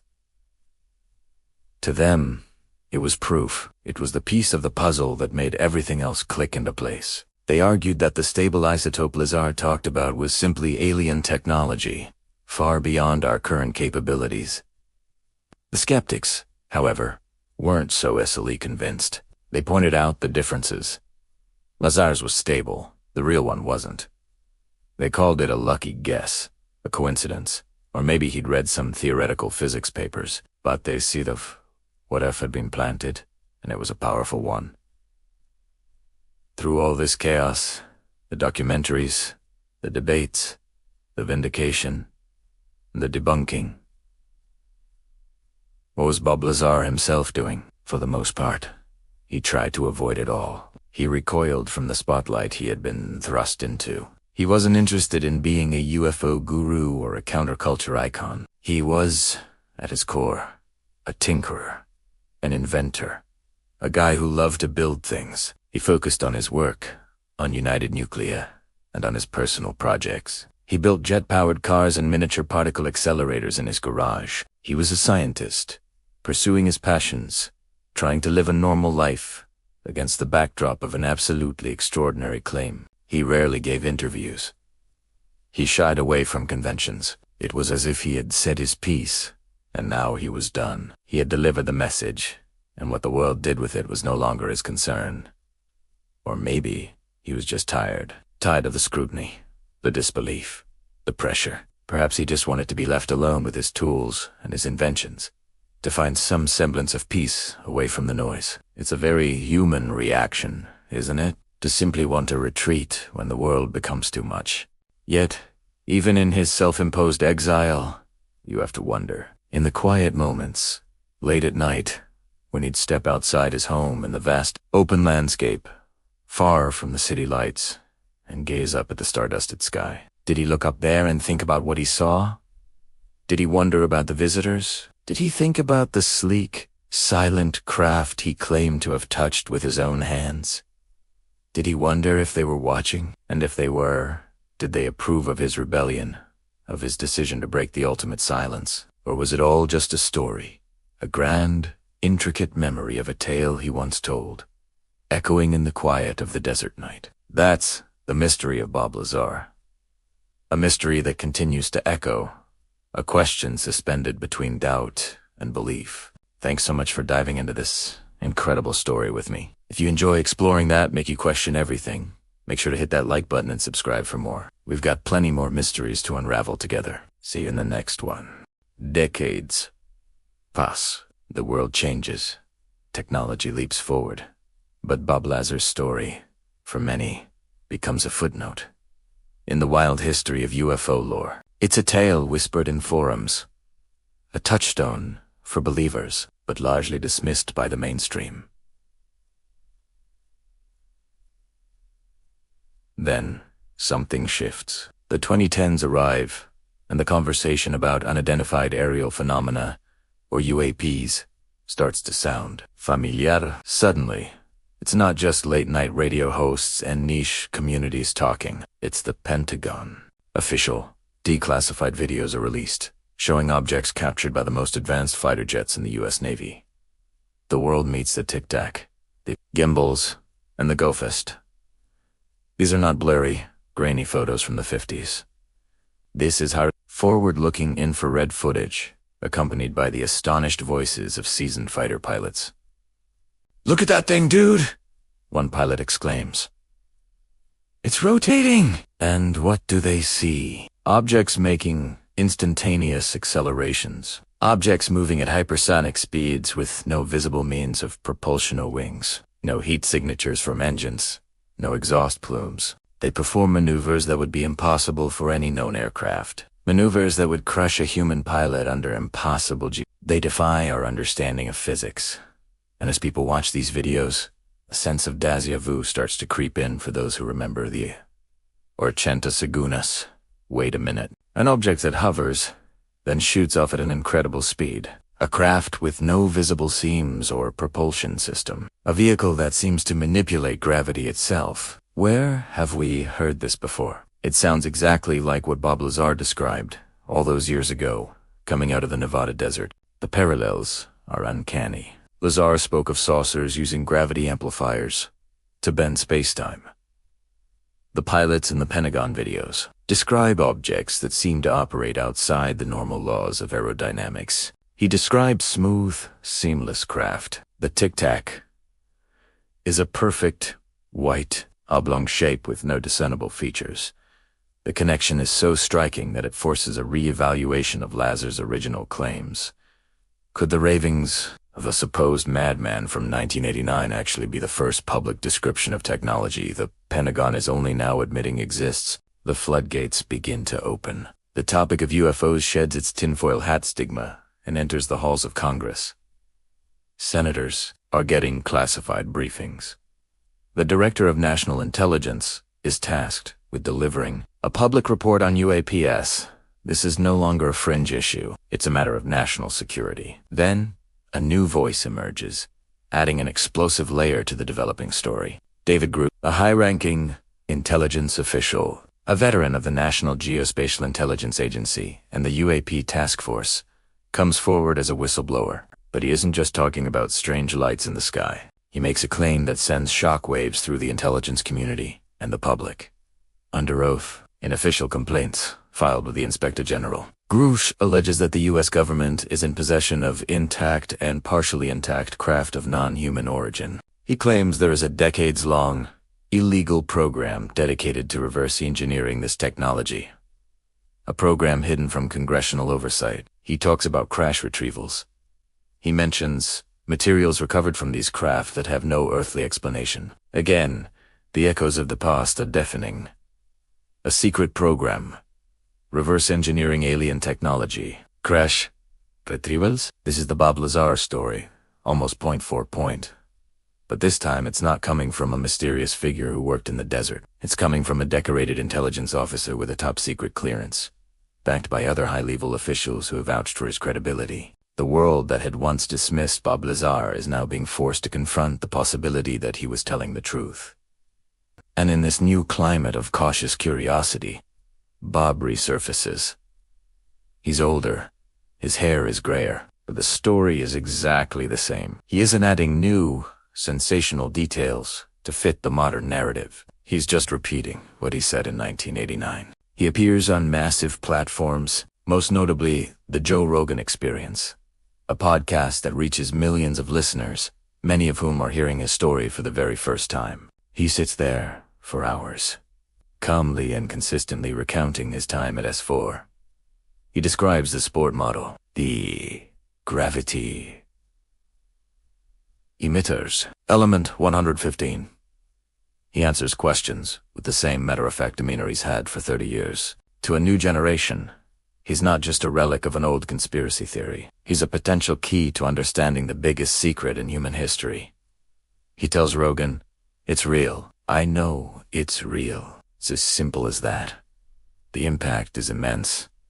The podcast episode goes viral, reigniting global interest in his claims and introducing his narrative to a younger, more open-minded audience who grew up with the internet and a healthy skepticism of official stories. Of course, the skepticism remains, and for good reason. Critics and debunkers are as vocal as ever. They still point to the inconsistencies in his educational and professional background. They argue there's no verifiable proof, no paper trail, no corroborating witness from his time at S4 who will go on the record. The documents he presents could be fakes. His story could be an elaborate lie.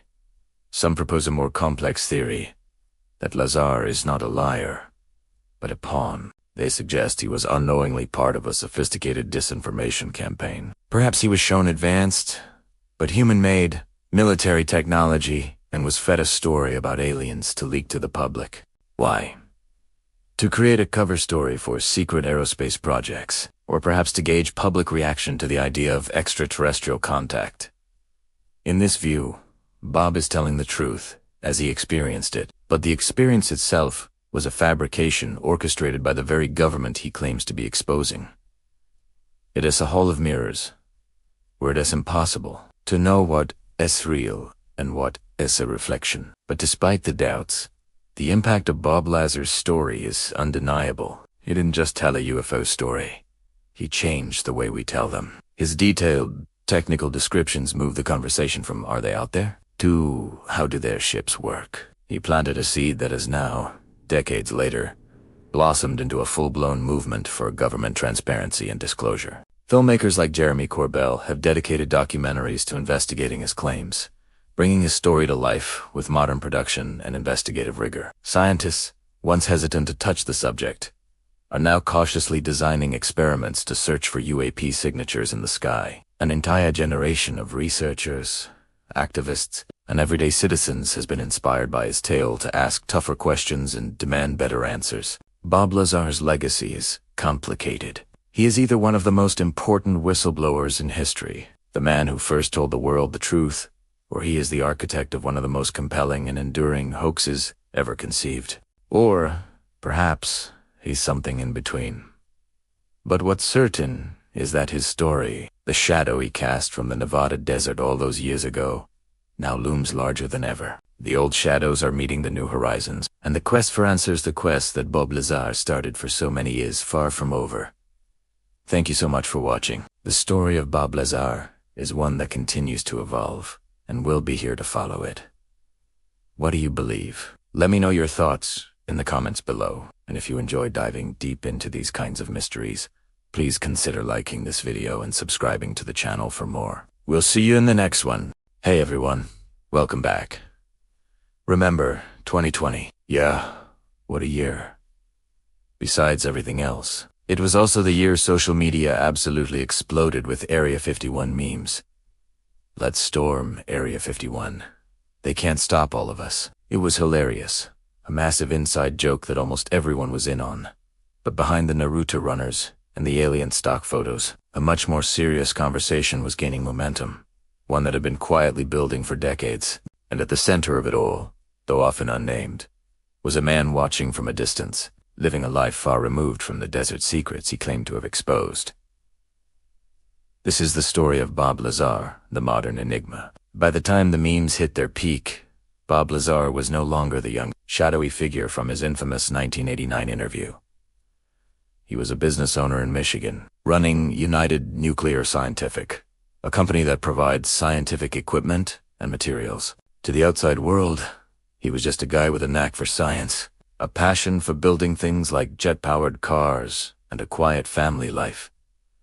He had found new joys, and tried to create a sense of normalcy that had been shattered 30 years prior. But the past has a funny way of never truly letting go.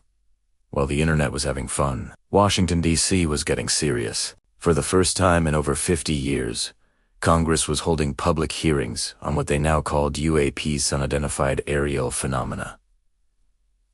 The term UFO had too much baggage, too much stigma. UAP sounded more scientific, more credible. And as pilots, intelligence officers, and Pentagon officials testified under oath about encounters with craft that defied our understanding of physics. Lazar's decades-old descriptions echoed through the halls of power.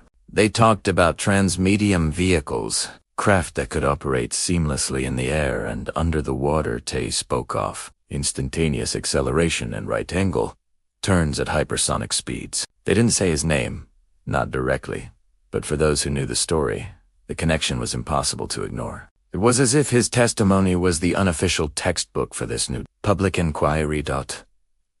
Imagine being Bob, watching this unfold. He's seeing high-ranking government officials discuss, with grave seriousness, the very concepts he was ridiculed for, the very things that made him a pariah in the scientific community. He described the sport model flying saucer he worked on as having a gravitia wave and a gravitia wave for propulsion. Now, respected physicists like Dr. Salvatore Pais at the Naval Air Warfare Center were patenting concepts for inertial mass reduction and high-frequency gravitational wave generators. The language was different, more academic, but the core ideas were hauntingly similar. Was this a quiet vindication, or just a bizarre, cosmic coincidence? Lazar mostly stayed out of the public eye during this period, choosing to communicate through filmmaker Jeremy Corbell, who had become his de facto spokesperson. Through Corbell's documentaries and interviews, we got glimpses into Bob's modern life. He wasn't some recluse hiding in a bunker. He was tinkering in his lab, surrounded by gadgets and experiments, living out the life of a scientist on his own terms. He built incredible rocket-powered cars and bikes, not for fame, but for the sheer joy of pushing engineering to its limits. This was his sanctuary, a place where science was pure, free from government secrets and public scrutiny. But the long arm of the government never seemed to be too far away. The strangeness continued. In 2019, a massive FBI raid descended upon his business. Teams of agents swarmed the place. The official reason given was that they were investigating a client of his who was suspected of a poisoning case. But according to Lazar, the real target was something else entirely. He claims that during the search, the lead agent kept asking, "Where is the element 100?" They were allegedly looking for the alien fuel he claimed to have stolen a piece of from S4 decades ago. He said he'd given it to his friends to analyze and had no idea where it was. Lazar, in his typical deadpan style, just laughed it off in interviews. He was used to it. The raid was just another chapter in a long Lazar saga of what he calls managed harassment. To his detractors, this was proof that he was involved in something shady, that he was a fraud, and the FBI was finally catching up to him. To his supporters, it was the ultimate confirmation of his story. Why, after 30 years, would the FBI be hunting for a piece of a mythical alien element? If it didn't exist, the raid was a strange, aggressive move against a man who, by all accounts, was just running a legal business.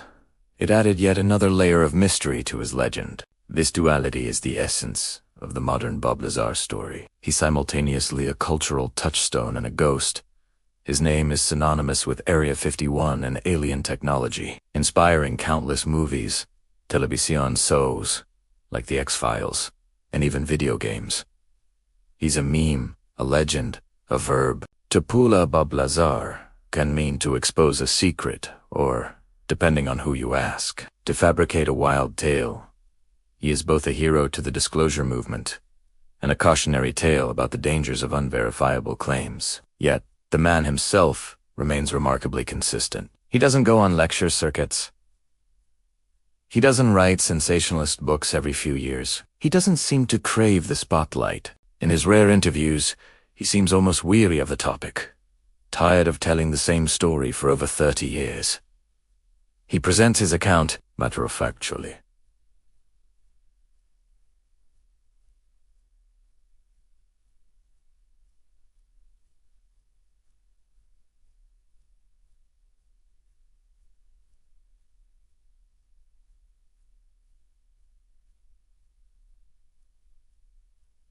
And then retreats back to his lab in Michigan. There's no grand agenda, no political maneuvering. There's just Bob and his story.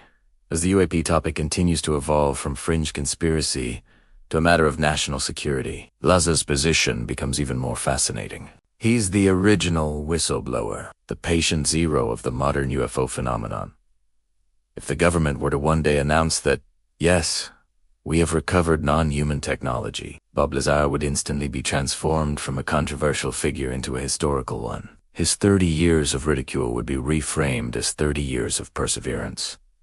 But if that day never comes, what is his legacy? Is he just a footnote in the history of ufology? A clever storyteller who captured the public's imagination. Perhaps his true legacy isn't about whether his story is 100% true. Perhaps it's about the questions he forced us to ask. He cracked open the door to a secret world, and in doing so, he empowered a generation to question authority, to demand transparency, and to look up at the sky and wonder, what if? The fight, as he calls it, has clearly worn on him. You can see it in his eyes. The constant scrutiny, the government pressure, the burden of a secret that defined his entire adult life. But you also see a spark of the defiant scientist who just wants to build things and figure out how the universe works. He's a man who claims to have touched the future and has been forced to live in a present that refuses to believe him. His story has become a modern myth, a blend of verifiable facts, strange coincidences, and unprovable claims. They're the confirmed facts, He did work for Los Alamos National Laboratory. A 1982 phone book lists him as a physicist there. There are the strange events, the FBI raids, the uncanny parallels between his claims and modern UAP discussions. And then there is the core of the story, the 9 alien craft in a hangar at S4, which we may never be able to prove or disprove.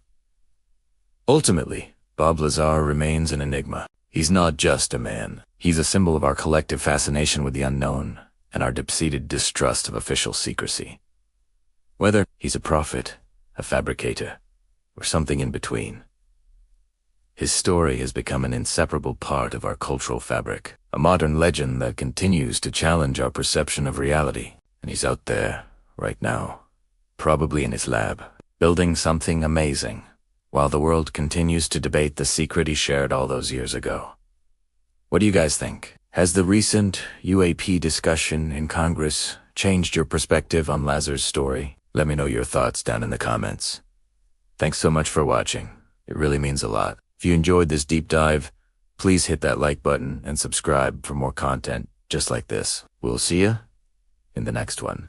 Have you ever felt like you were shouting into the void, telling a story so incredible that no one would believe you? Imagine that.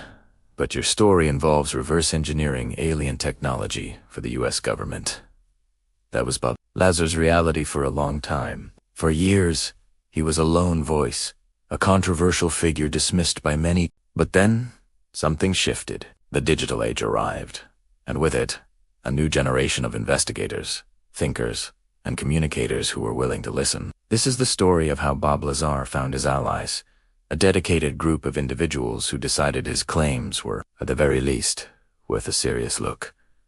They weren't just random people on the internet. They were podcasters, journalists, and documentary filmmakers who saw something in Bob's calm, consistent testimony that demanded further investigation. They decided to pick up the breadcrumbs he had left behind decades ago and see where the trail led. One of the most prominent figures to step into this arena was Jeremy Corbell, a documentary filmmaker known for tackling extraordinary subjects.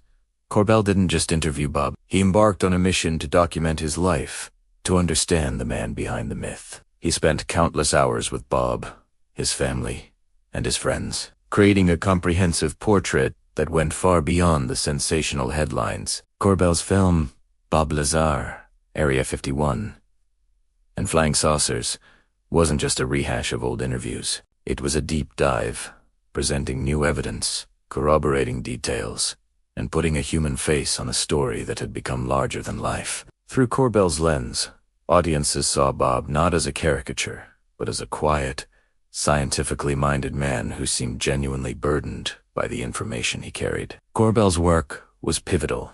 It reintroduced Lazar's story to a massive new audience, framing it not as a subtle hoax, but as an ongoing investigation. He presented evidence like the elusive element 115, which Bob had talked about in 1989. At the time, it was an undiscovered element.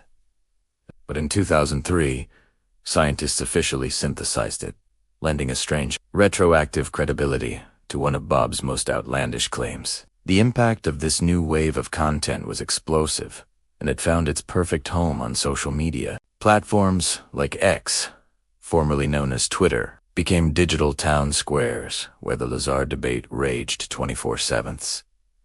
It was a fascinating collision of worlds. You had longtime believers who had followed Bob's story for decades, suddenly armed with new clips and articles to share. They posted frame-by-frame analyses of his interviews and cross-referenced his technical descriptions with modern physics. For them, this was vindication. Then you had the newcomers, people who were hearing about Bob Lazar for the very first time. They were drawn in by the sheer audacity of his claims and the compelling way they were being presented by creators like Corbell. Their feeds filled with threads dissecting every aspect of the story. Was his educational background verified? Could a physicist really be erased from records? Every detail became a point of contention and fascination. Of course, the skeptics were there in full force, and their role was just as important. They were the counterbalance, the critical voice that kept the conversation grounded. They scrutinized his university transcripts, or the lack thereof. They pointed out inconsistencies in his timeline and challenged the technical feasibility of his descriptions. These weren't just dismissive trolls. Many were engineers, scientists, and meticulous researchers who brought a healthy dose of doubt to the table. This back and forth, this constant battle of evidence and skepticism, is what made the online discussion so dynamic. In this chaotic digital ecosystem, incredible little nuggets of potential corroboration would sometimes surface. Imagine scrolling through your feed and seeing a post from a retired Air Force mechanic who says, "You know, this is crazy, but I remember seeing something just like he described." One such post gained significant traction. It was from an individual claiming to have been stationed near Area 51 in the late 1980s. They described seeing a craft that was egg-shaped and moved with an eerie, silent agility, a description that perfectly mirrored the sport model craft Bob Lazar claimed to have worked on. Was it definitive proof? No, but it was another piece of the puzzle, another anecdotal thread that seemed to weave itself into Bob's narrative. These kinds of posts would set off new firestorms of discussion, with people trying to verify the posteress' identity and a new round of debates about the reliability of eyewitness testimony. The sheer volume of these conversations kept Bob's story alive and evolving.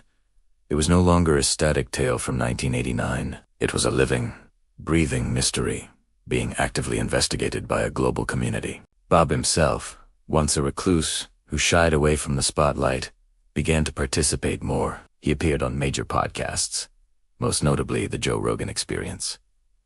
His appearance there was a watershed moment. For nearly 3 hours, millions of listeners heard Bob, in his own calm and measured words, recount his entire story. He answered tough questions from a host known for his inquisitive, and sometimes skeptical, nature. Bob didn't seem to be selling anything. He was just talking. He explained the physics of the propulsion system, the look of the interior of the craft, and the feeling of being a small part of something monumental and terrifying. His steady demeanor in the face of intense scrutiny was, for many, the most convincing evidence of all. He wasn't wild-eyed or frantic. He was a scientist discussing a project, albeit a project from another world. This collaboration with podcasters and filmmakers gave him a platform he never had in the mainstream media of the 80s and 90s. It allowed for long-form conversations where nuance and detail weren't sacrificed for a 30-second soundbite. So, the enigma of Bob Lazar didn't just persist. It grew, becoming more complex and layered with each new documentary, podcast, and social media thread. The question remained the same. Was Bob Lazar a courageous whistleblower? A hero who risked everything to expose one of the biggest secrets in human history? Or was he a clever, fabulous, a brilliant storyteller who crafted an intricate and compelling lie? The truth is, we still don't have the final answer. But what's undeniable is the power of this new, decentralized quest for truth. Bob Lazar may have started his journey alone, but he now has an army of Alazand, an army of skeptics all, working to piece together the puzzle he laid out all those years ago. The story is no longer just his. It belongs to everyone who dares to ask, what if he's telling the truth? And that, perhaps, is the most powerful part of his legacy. Thank you so much for joining me on this deep dive. If you find these kinds of stories as fascinating as I do, please hit that like button and subscribe for more explorations into the unknown. We'd love to have you as part of our community. See you in the next one. Hey everyone, welcome back. Today, we're diving deep into one of the most polarizing figures in modern history, Bob Lazar. We've talked about his claims, the technology he described. But now, we're going to tackle the storm he walked into. The moment the world heard his story, the critics sharpened their knives. Imagine this. You come forward with a story so incredible that could change humanity's understanding of the universe. You talk about reverse engineering alien technology at a secret base called S4.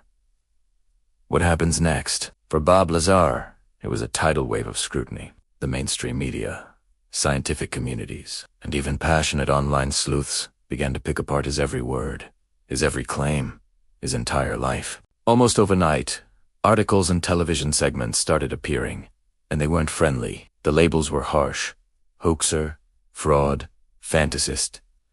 The core of their argument was a glaring lack of concrete, verifiable evidence. Where were the pay stubs from the government?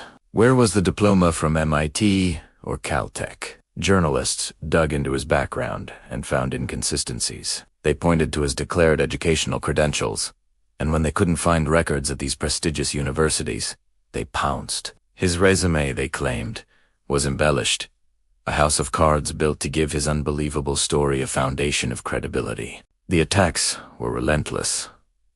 Every detail of his life was put under a microscope. Skeptics portrayed him as a clever storyteller who knew just enough about physics to sound convincing to the average person, but not enough to fool the experts. They argued he was exploiting a public fascination with UFOs for fame or perhaps for some other, more hidden motive. The narrative was simple and powerful. Bob Lazar was a lie. But Bob didn't just retreat into the shadows. Pushed back. One of his most compelling countermoves was submitting to a series of polygraph tests. Now, I know what you're thinking. Polygraphs aren't foolproof and aren't admissible in court. But in the court of public opinion, they carry weight. And Bob passed them. Not just one, but multiple tests administered by different examiners. The results indicated he was being truthful when answering questions about his work at S4. For his supporters, this was a huge win. For his critics, it was just another part of the show, a trick to manipulate public perception. Then came the witnesses. Bob didn't just talk about the technology. He claimed he had taken friends out into the Nevada desert on specific nights to watch test flights of the craft he called the sport model. People like his friend Gene Huff and others came forward, their accounts corroborating Bob's claims. They described seeing a bright, silent light making impossible, non-ballistic movements in the night sky, exactly where and when Bob said it would be. Their testimony added a crucial layer of support. It was no longer just his word against the world. This clash of narratives ignited a firestorm on the internet, which was just becoming a public square in the late 80s and early 90 según los años. Net groups, forums, and later, platforms like Reddit became digital battlegrounds. Debates raged for hours, days, years. Was he a disinformation agent, a plant by the government to muddy the waters of UFO research? Or was he a genuine whistleblower, a brave man risking everything to tell the truth? Every thread, every post, was a rabbit hole of arguments and counter-arguments.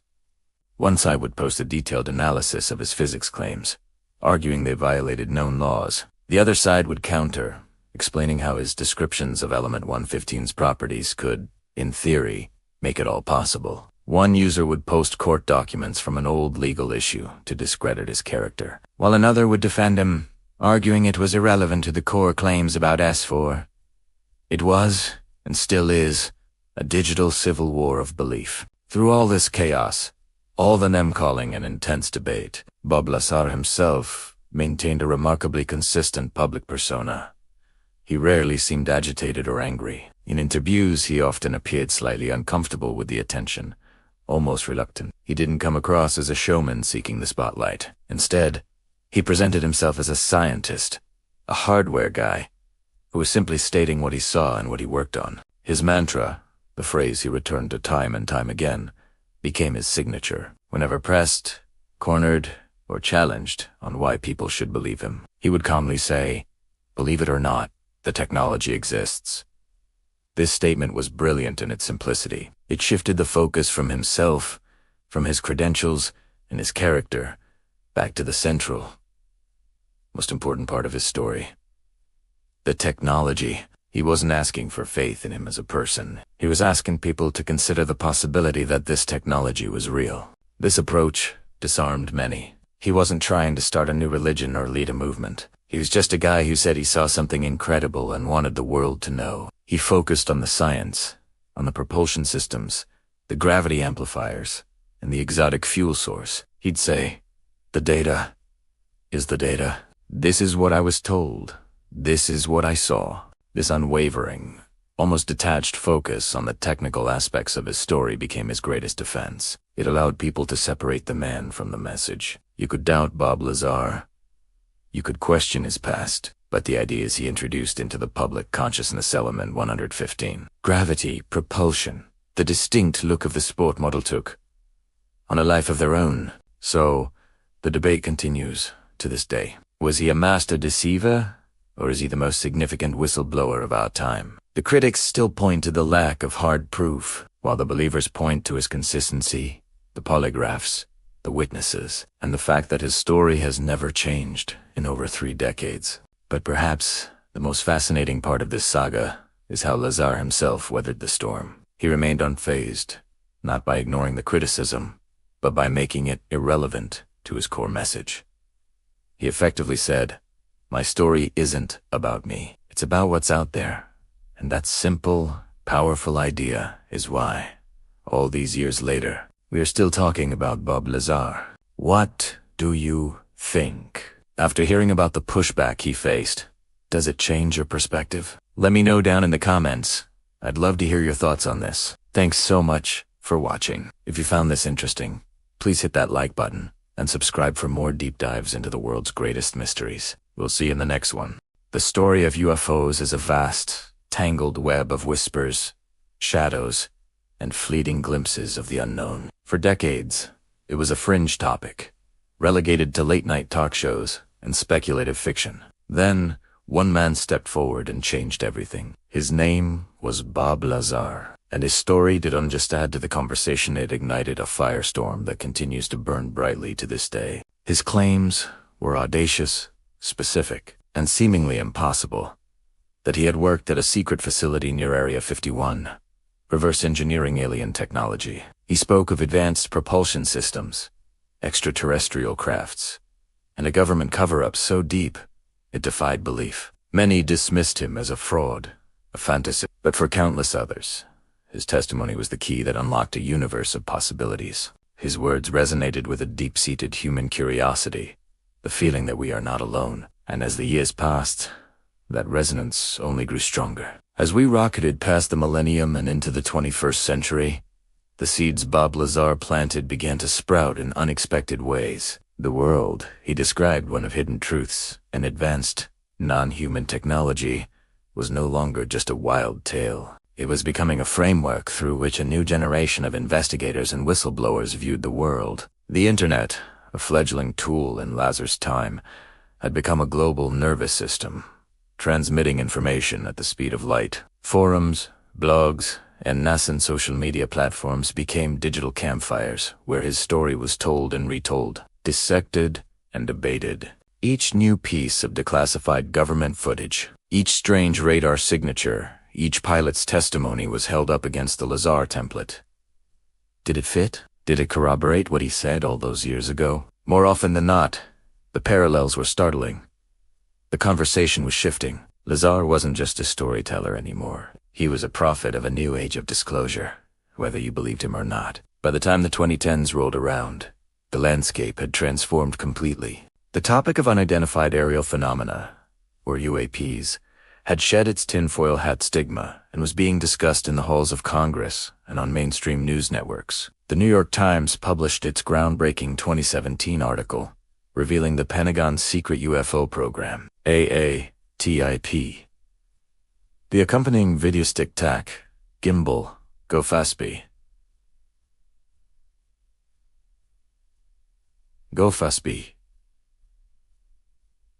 household names, and with every new revelation, Bob Lazar's name was on everyone's lips. Commentators, journalists, and even government officials drew lines back to his original claims. He said they had saucer-shaped craft. The tic-tac was, well, not a saucer, but certainly not a plane. He talked about gravity, propulsion. The flight characteristics of the objects in the Navy videos defied conventional physics, exhibiting what pilots called impossible maneuvers. Suddenly, the most outlandish parts of Lazar's story were being echoed, albeit in more sanitized, bureaucratic language, by the very institutions that had once scorned the subject. His narrative had become a kind of Rosetta Stone for the modern UAP phenomenon. As we edged closer to 2025, the Lazar effect was undeniable. His legacy wasn't just in the past, it was actively shaping the future. New whistleblowers began to emerge from the shadows. Individuals like David Grush, who brought forward claims of a decades-long covert UAP crash retrieval and reverse engineering program. Though the names and details were different, the core of the story was hauntingly familiar. It was the Lazar narrative, writ large, now being presented under oath before the United States Congress. The torch had been passed. Alongside these official channels, a new kind of investigator took up the cause. Citizen journalists and podcasters, armed with powerful research tools and a global audience, dove deep into the lore. Shows dedicated entire series to dissecting Lazar's claims, cross-referencing his scientific explanations with modern physics, and interviewing original witnesses. They revisited his descriptions of element 115, a stable super-heavy element used to power the craft. They analyzed his tales of sport model flying saucers and the alleged alien agendas behind the technology. The conversation was no longer just, did it happen, but how does it all connect? Bob, now a man in his mid-60s, watched this all unfold from a unique vantage point. The quiet, almost reluctant scientist, who had once nervously faced down news cameras, was now an elder statesman of the disclosure movement. He had seen his life's most controversial chapter transform from a personal nightmare into a global phenomenon. In interviews, a sense of vindication was palpable, but it was mixed with a weary gravity. He reflected on the journey, the story of a young man, a boy fascinated with rockets and jet engines, who stumbled into a secret so profound it would define his entire existence and irrevocably alter the course of public discourse. He saw how his dream of working on advanced technology had become a saga that captivated millions and challenged the very foundations of our understanding of reality. He had paid a heavy price for his testimony. His career was ruined, his privacy shattered, his credibility relentlessly attacked. Yet, he never wavered. Through it all, Bob Lazar's core message remained consistent and surprisingly simple. Transparency. He wasn't advocating for belief in his specific story, but for the public's right to know. He argued that this technology, regardless of its origin, was too important to be hidden away in the dark. It held the potential to revolutionize energy, transportation, and our place in the cosmos. Keeping it secret, he contended, was not just a betrayal of public trust, but a profound disservice to the future of humanity. He urged governments around the world to declassify what they know, to share the data, and to engage in an open, honest conversation with their citizens. He believed that the truth, no matter how strange or unsettling, was ultimately empowering. He envisioned a future where the secrets of the stars were not the property of a select few, but the shared heritage of all humankind. And so, the legacy of Bob Lazar continues to expand, like ripples in a pond. It's a legacy that is not just about flying saucers or little green men. It's a story about the courage to speak a difficult truth, the power of a single voice to challenge an entrenched system, and the enduring human quest for knowledge. It's a reminder that sometimes the most extraordinary tales are the ones that lead us to the most important questions. Who are we? Where did we come from? And are we alone in the universe? The answers to these questions are still out there, waiting in the darkness between the stars. The groundwork has been laid, the conversation has begun, and the search for truth is now in all of our hands. His story lit the fuse, and now the sky is wide open. Thank you so much for joining me on this deep dive into a truly fascinating modern mystery. If you found this journey as compelling as I did, please consider hitting that like button. It really helps the channel grow. And for more explorations into the biggest questions of our time, make sure you subscribe and ring that notification bell so you never miss an update. I'd love to hear your thoughts on Bob Lazar and the disclosure movement in the comments below. Until next time, keep looking up. For decades, one story has echoed through the halls of ufology, leaving a trail of tantalizing questions that refuse to fade away. The story of Bob Lazar. After he came forward, the world was left grappling with a reality far stranger than fiction. But the biggest mysteries weren't about what he said, but about what came next. What happened to the alien crafts he claimed to have worked on? Where are they now? Think about it. 9 flying saucers, each with its own unique design and propulsion system, hidden away in the Nevada desert. According to Bob, these weren't just theories. They were tangible pieces of hardware. He described the sport model, a sleek, classic saucer, and others with different shapes and functions. If his account is true, where did these technological marvels go? Were they moved to an even more secret facility, deeper underground, further from public eyes? Or are they still there, at S4, with new teams of scientists trying to unlock their secrets. The silence from the government is deafening, leaving us to wonder if the greatest scientific discovery in human history is still locked away in a desert hangar. And this leads to the ultimate question, the one that has haunted humanity for millennia. Are we alone in the universe? Bob's story doesn't just suggest we're not. It claims that they are already here. He described reading briefing documents that detailed millennia of extraterrestrial interaction with Earth, suggesting aliens view humanity as containers of souls. It's a chilling and profound idea. Are we simply part of a cosmic experiment? A long-term observation project? If aliens are among us, what is their purpose? Are they observers, guardians, or something else entirely? Bob himself speculated on this in countless interviews and podcasts. He often suggested their intent seemed peaceful, or at least non-aggressive. They possess technology that could obliterate us in an instant. Yet we're still here. This implies a level of restraint, a code of conduct we can't possibly comprehend. However, Bob also warned about the staggering power imbalance. He described their technology as magic, a million years ahead of our own. Imagine trying to explain a smartphone to a Roman legion. The gap is that vast, or even vaster. This raises a crucial point. If they are peaceful, is it the peace of a zookeeper watching animals in a cage? We are, by comparison, primitive. Could their non-interference be a form of quarantine? Or perhaps they are waiting for us to reach a certain level of technological or spiritual maturity before making open contact. The possibilities are as endless as the stars themselves, and each one changes everything we thought we knew about our place in the cosmos. Naturally, a story this extraordinary was met with a firestorm of skepticism. And rightly so. Extraordinarian claims require extraordinary proof. Skeptics immediately went to work, and their biggest point of contention was Bob's background. They could unfind records of his employment at Los Alamos National Laboratory or his degrees from MIT and Caltech. To them, this was a smoking gun. If he lied about his credentials, why should we believe anything else? They demanded physical evidence.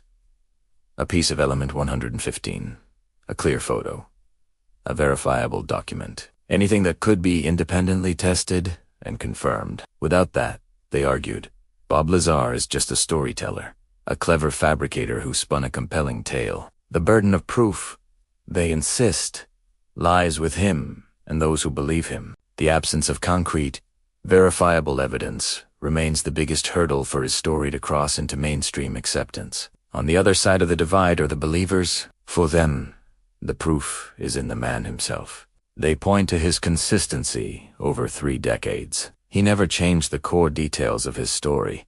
Even under intense scrutiny and ridicule, he passed multiple lie detector tests, though we know those aren't infallible. Believers also highlight the corroborating details that have emerged over the years. His detailed knowledge of physics and propulsion systems impressed many experts. His description of element 115 and its properties predated its official synthesis in a lab by years. Then there is the testimony of others who claim to have seen strange lights in the sky near Area 51 on the nights Bob told them to watch. For believers, these aren't coincidences. They are confirmations.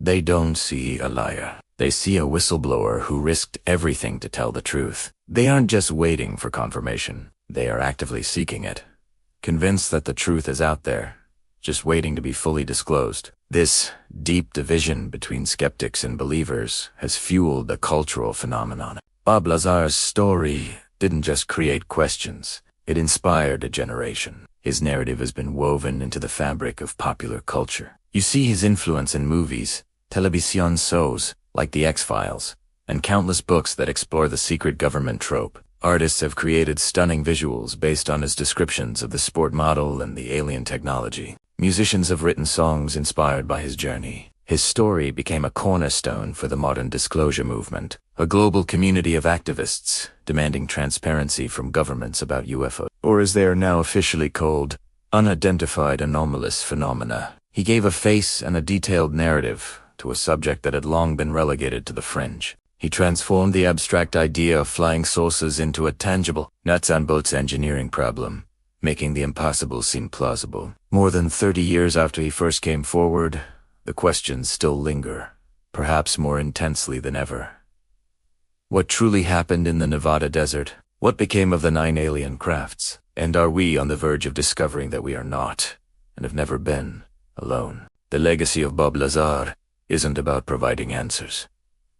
It's about forcing us to ask the right questions. His story challenges us to look up at the night sky and wonder, to question authority, and to consider the possibility that the universe is far more mysterious and wonderful than we could ever imagine. The search for truth continues, fueled by the spark he lit all those years ago. Thank you so much for joining me on this deep dive into one of the most enduring mysteries of our time.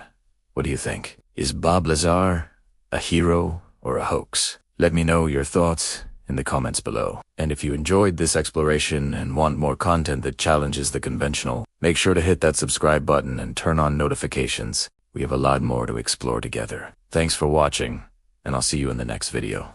In the quiet hum of a suburban laboratory, away from the prying eyes of the world, lies a man whose story is as extraordinary as it is controversial. His name is Bob, and he is the quiet inventor, a figure whose life's work has tiptoed the line between groundbreaking science and the stuff of science fiction. Today, we are pulling back the curtain on a tale that has whispered through the corridors of power and fueled decades of speculation about what lies beyond our understanding. Imagine for a moment a young, brilliant physicist, fresh-faced and burning with ambition, stepping into a world shrouded in secrecy.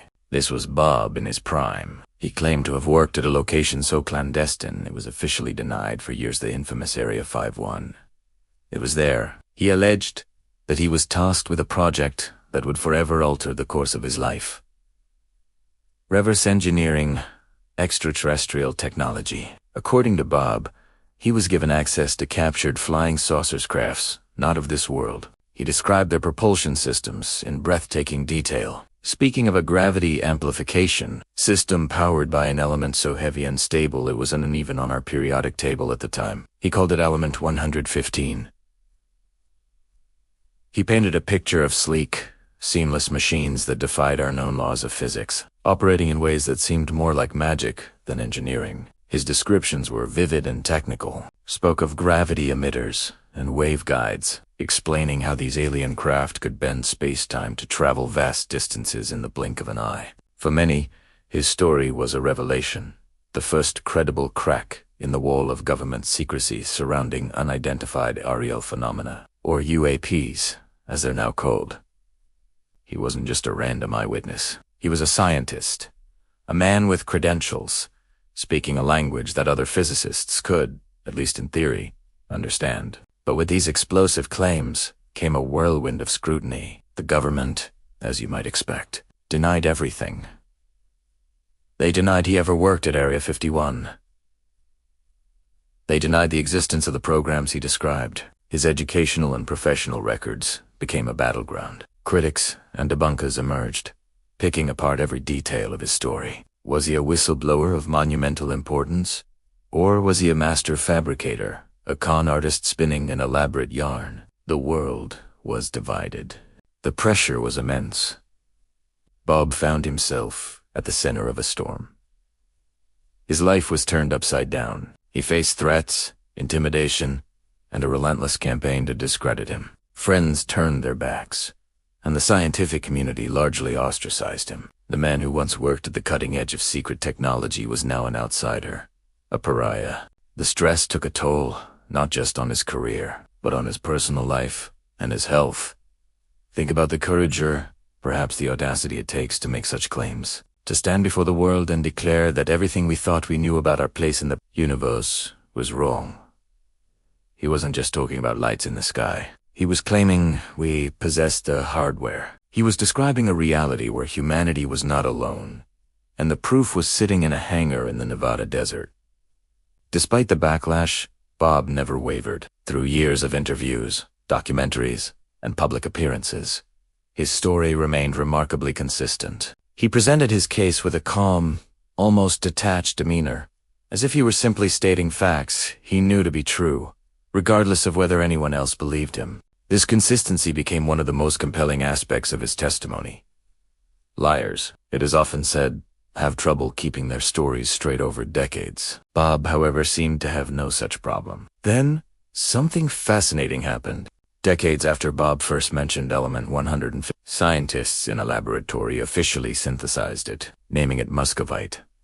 While its properties didn't exactly match Bob's descriptions of a stable isotope, the very prediction of an element in that specific location on the periodic table was, to his supporters, a stunning piece of validation. It was one of many small details that seemed to lend credence to his incredible narrative.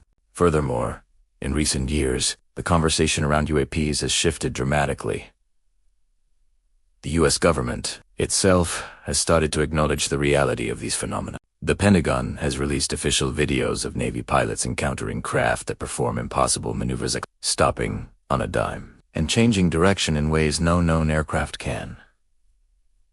The very things Bob described decades ago were now being witnessed and recorded by credible military personnel. These modern-day encounters have breathed new life into Bob's original story. Suddenly, his claims didn't seem so far-fetched. The high-level briefings, the congressional hearings, the establishment of official government task forces to investigate UAPs, all echoes the world Bob described so long ago. He was once a lone voice in the wilderness, but now the chorus is growing. His terminology, once dismissed as jargon, is now part of the mainstream UAP discussion. So where does that leave our quiet inventor today? After the storms of controversy, the legal battles, and the profound personal cost, Bob has retreated from the spotlight. He leads a quiet life, far from the clandestine military bases and the glare of television cameras. He spends his days in his own lab, a place of his own making, filled with gadgets, experiments, and the hum of creation. He's an innovator at heart, still tinkering, still exploring the frontiers of science, but on his own terms. He's a man who has weathered incredible storms. He has faced down skepticism from the highest levels and endured personal attacks that would have broken most people. The battles, both public and private, have left their scars. Yet, when you see him now, there's a sense of peace, of contentment. He doesn't seem driven by a need for fame or validation anymore. In a rare reflection, Aeon Samu said, "I did what I had to." It's a simple statement, but it speaks volumes. It's the sentiment of a man who believes he fulfilled a necessary, albeit difficult, duty. He saw something he felt the world needed to know, and he spoke up, accepting the consequences, whatever they might be. His legacy is complex and still being written. To some, he will always be a charlatan, but to a growing number, he is a pivotal figure, the whistleblower who kick-started the modern disclosure movement. His detailed testimony remains a cornerstone for UAP investigators, a crucial bridge connecting the shadowy rumors of the past with the tangible evidence of the future. The questions he raised are now being asked in the halls of Congress. The story of the quiet inventor is a powerful reminder that sometimes the most revolutionary ideas come from the most unexpected places.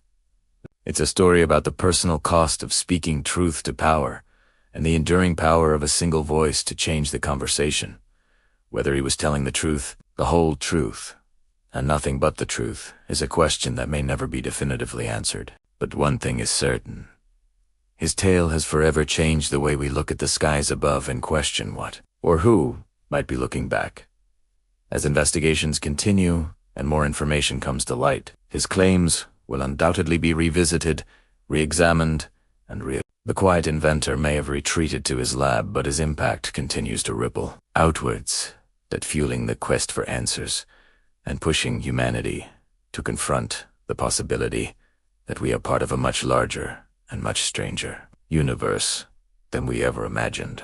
Thanks for joining us on this deep dive. What do you think about Bob's story? Let us know in the comments below. And if you enjoy exploring the world's greatest mysteries, don't forget to like this video and subscribe to our channel for more content like this. We'll see you in the next one. Hey everyone, welcome back to the channel. Today, we're diving deep into one of the most polarizing and fascinating stories in modern UFO lore. We're talking about the man who claims he worked on reverse engineering alien technology in a secret base near Area 51. This is the enigmatic saga of Bob Lazar. Picture this. It's 1989. A man appears on a Las Vegas news station, his face obscured. His voice altered. He calls himself Dennis and drops a bombshell that will ripple through the UFO community for decades. He claims to be a physicist who worked at a top-secret facility called S4, located miles south of the infamous Area 51. His job, to understand and replicate the propulsion systems of extraterrestrial spacecraft. That man, we would later learn, was Bob Lazar. So, who is this guy? Lazar claimed he had a background from two prestigious universities, MIT and Caltech. He said he was brought into this clandestine program to work on captured alien flying saucers. He described 9 distinct craft, including one he nicknamed the Sport Model, which he allegedly got to see in action. He spoke of a propulsion system that used a stable yet to-be-discovered element 115, to generate gravity waves, allowing the craft to bend space-time and travel vast distances, almost instantaneously. It sounds like something straight out of a science fiction blockbuster, right? Lazar's descriptions were incredibly detailed. He talked about the craft's interior, the small seats built for non-human pilots, and the powerful reactor that ran on this mysterious element. He even claimed to have seen it levitate during test flights in the Nevada desert. To prove he wasn't making it all up, he led a group of friends, including his buddy Gene Huff and documentary George Knapp, to the outskirts of the test range on specific nights. And what did they see? Strange, glowing lights performing impossible maneuvers in the night sky. Exactly where and when Lazar said they would be. They even captured some of it on videotape. This is where the story gets really compelling. Lazar's claims sent shockwaves through the government and the public. He wasn't just saying, "I saw a UFO." He was saying, "I worked on UFOs, and here's how they work." This level of detail was unprecedented. For believers, Lazar was a whistleblower, a hero risking everything to reveal the biggest secret in human history. His technical explanations, filled with scientific jargon, sounded plausible to many. He wasn't a rambling eccentric. He was a calm, articulate physicist, or so it seemed. But then, the counter-arguments started pouring in, and they were strong. Investigators and skeptics began digging into Lazar's background, and what they found was, well, a lot of holes. The universities he claimed to have attended, MIT and Caltech, had no record of him ever being a student. The Los Alamos National Laboratory, where he said he worked as a physicist, listed him as a technician for a subcontractor. There was no paper trail, no yearbooks, no diplomas to back up his impressive credentials. Lazar and his supporters have a counter-narrative for this, of course. They argue that his records were intentionally erased by the government to discredit him, a Men in Black-style cover-up to silence the man who knew too much. They point to an old Los Alamos phone directory that lists his name among other scientists, and a news article from the time that mentions him working there with a jet car. Is this proof, or just a piece of a much larger, more confusing puzzle? The debate rages on. Skeptics see Lazar as a master storyteller, a hoaxer who expertly wove a narrative using bits of real science and a whole lot of imagination. They point out that element 115, now known as moscovium, was synthesized in 2003, but it's incredibly unstable and radioactive, decaying in milliseconds, nothing like the stable version Lazar described. They argue the lights his friends saw were just conventional military aircraft, like flares or jets, being tested in the restricted airspace. On the other hand, proponents argue that Lazar's knowledge of certain physics concepts seemed ahead of its time. He spoke about gravity waves and advanced propulsion theories that were not mainstream in the late 80s. And what about those eyewitness accounts of the lights? Were they all just misidentifying flares? For many, Lazar's story just feels true. He seems sincere, and the personal cost to him has been immense. He's faced ridicule, scrutiny, and has had his life turned upside down. Why would anyone put themselves through that for a lie? This brings us to the core of the mystery. If Lazar is lying, he's one of the most elaborate and consistent liars in history. If he's telling the truth, then the implications are world-changing. It would mean that our government has been hiding proof of extraterrestrial life and technology for decades. It would rewrite our understanding of physics, history, and our place in the universe. It's a heavy thought. Let's step back for a moment and look at the cultural impact. Bob Lazar almost single-handedly put Area 51 on the map. Before him, it was a little-known military base. After his story broke, it became the global epicenter of UFO mythology. The Storm Area 51 event. TV shows, movies, how much of it traces its roots back to the story Lazar told on that Las Vegas news station. He transformed a patch of desert into a symbol of government secrecy and alien conspiracy. So where does that leave us? Decades later, we are no closer to a definitive answer. There is no smoking gun, no piece of irrefutable evidence to prove or disprove his claims. There are only his words, the grainy videotapes, the conflicting records, and the powerful beliefs of those on both sides. The S4 facility has never been acknowledged, and the sport model remains a ghost in the desert. Ultimately, the story of Bob Lazar is more than just a UFO tale. It's a story about belief, skepticism, and the nature of truth itself. It forces us to ask difficult questions. How do we verify extraordinary claims? Who do we trust? And how much does our government keep hidden from us in the name of national security? It is a modern myth that taps into our deepest desires for wonder and our deepest suspicions of authority. In the end, Bob Lazar's saga is a testament to curiosity's power. Whether truth or tale, it challenges us to look up, question authority, and dream of stars. As the desert winds carry on, the secrets wait for the next dreamer to uncover them. Sweet dreams under the cosmic canopy. Thanks so much for joining me on this deep dive. What do you think? Is Bob Lazar a whistleblower or a charlatan? Let me know your thoughts in the comments below. And if you enjoy exploring these kinds of mysteries, don't forget to like this video and subscribe to the channel for more. We'll see you in the next one.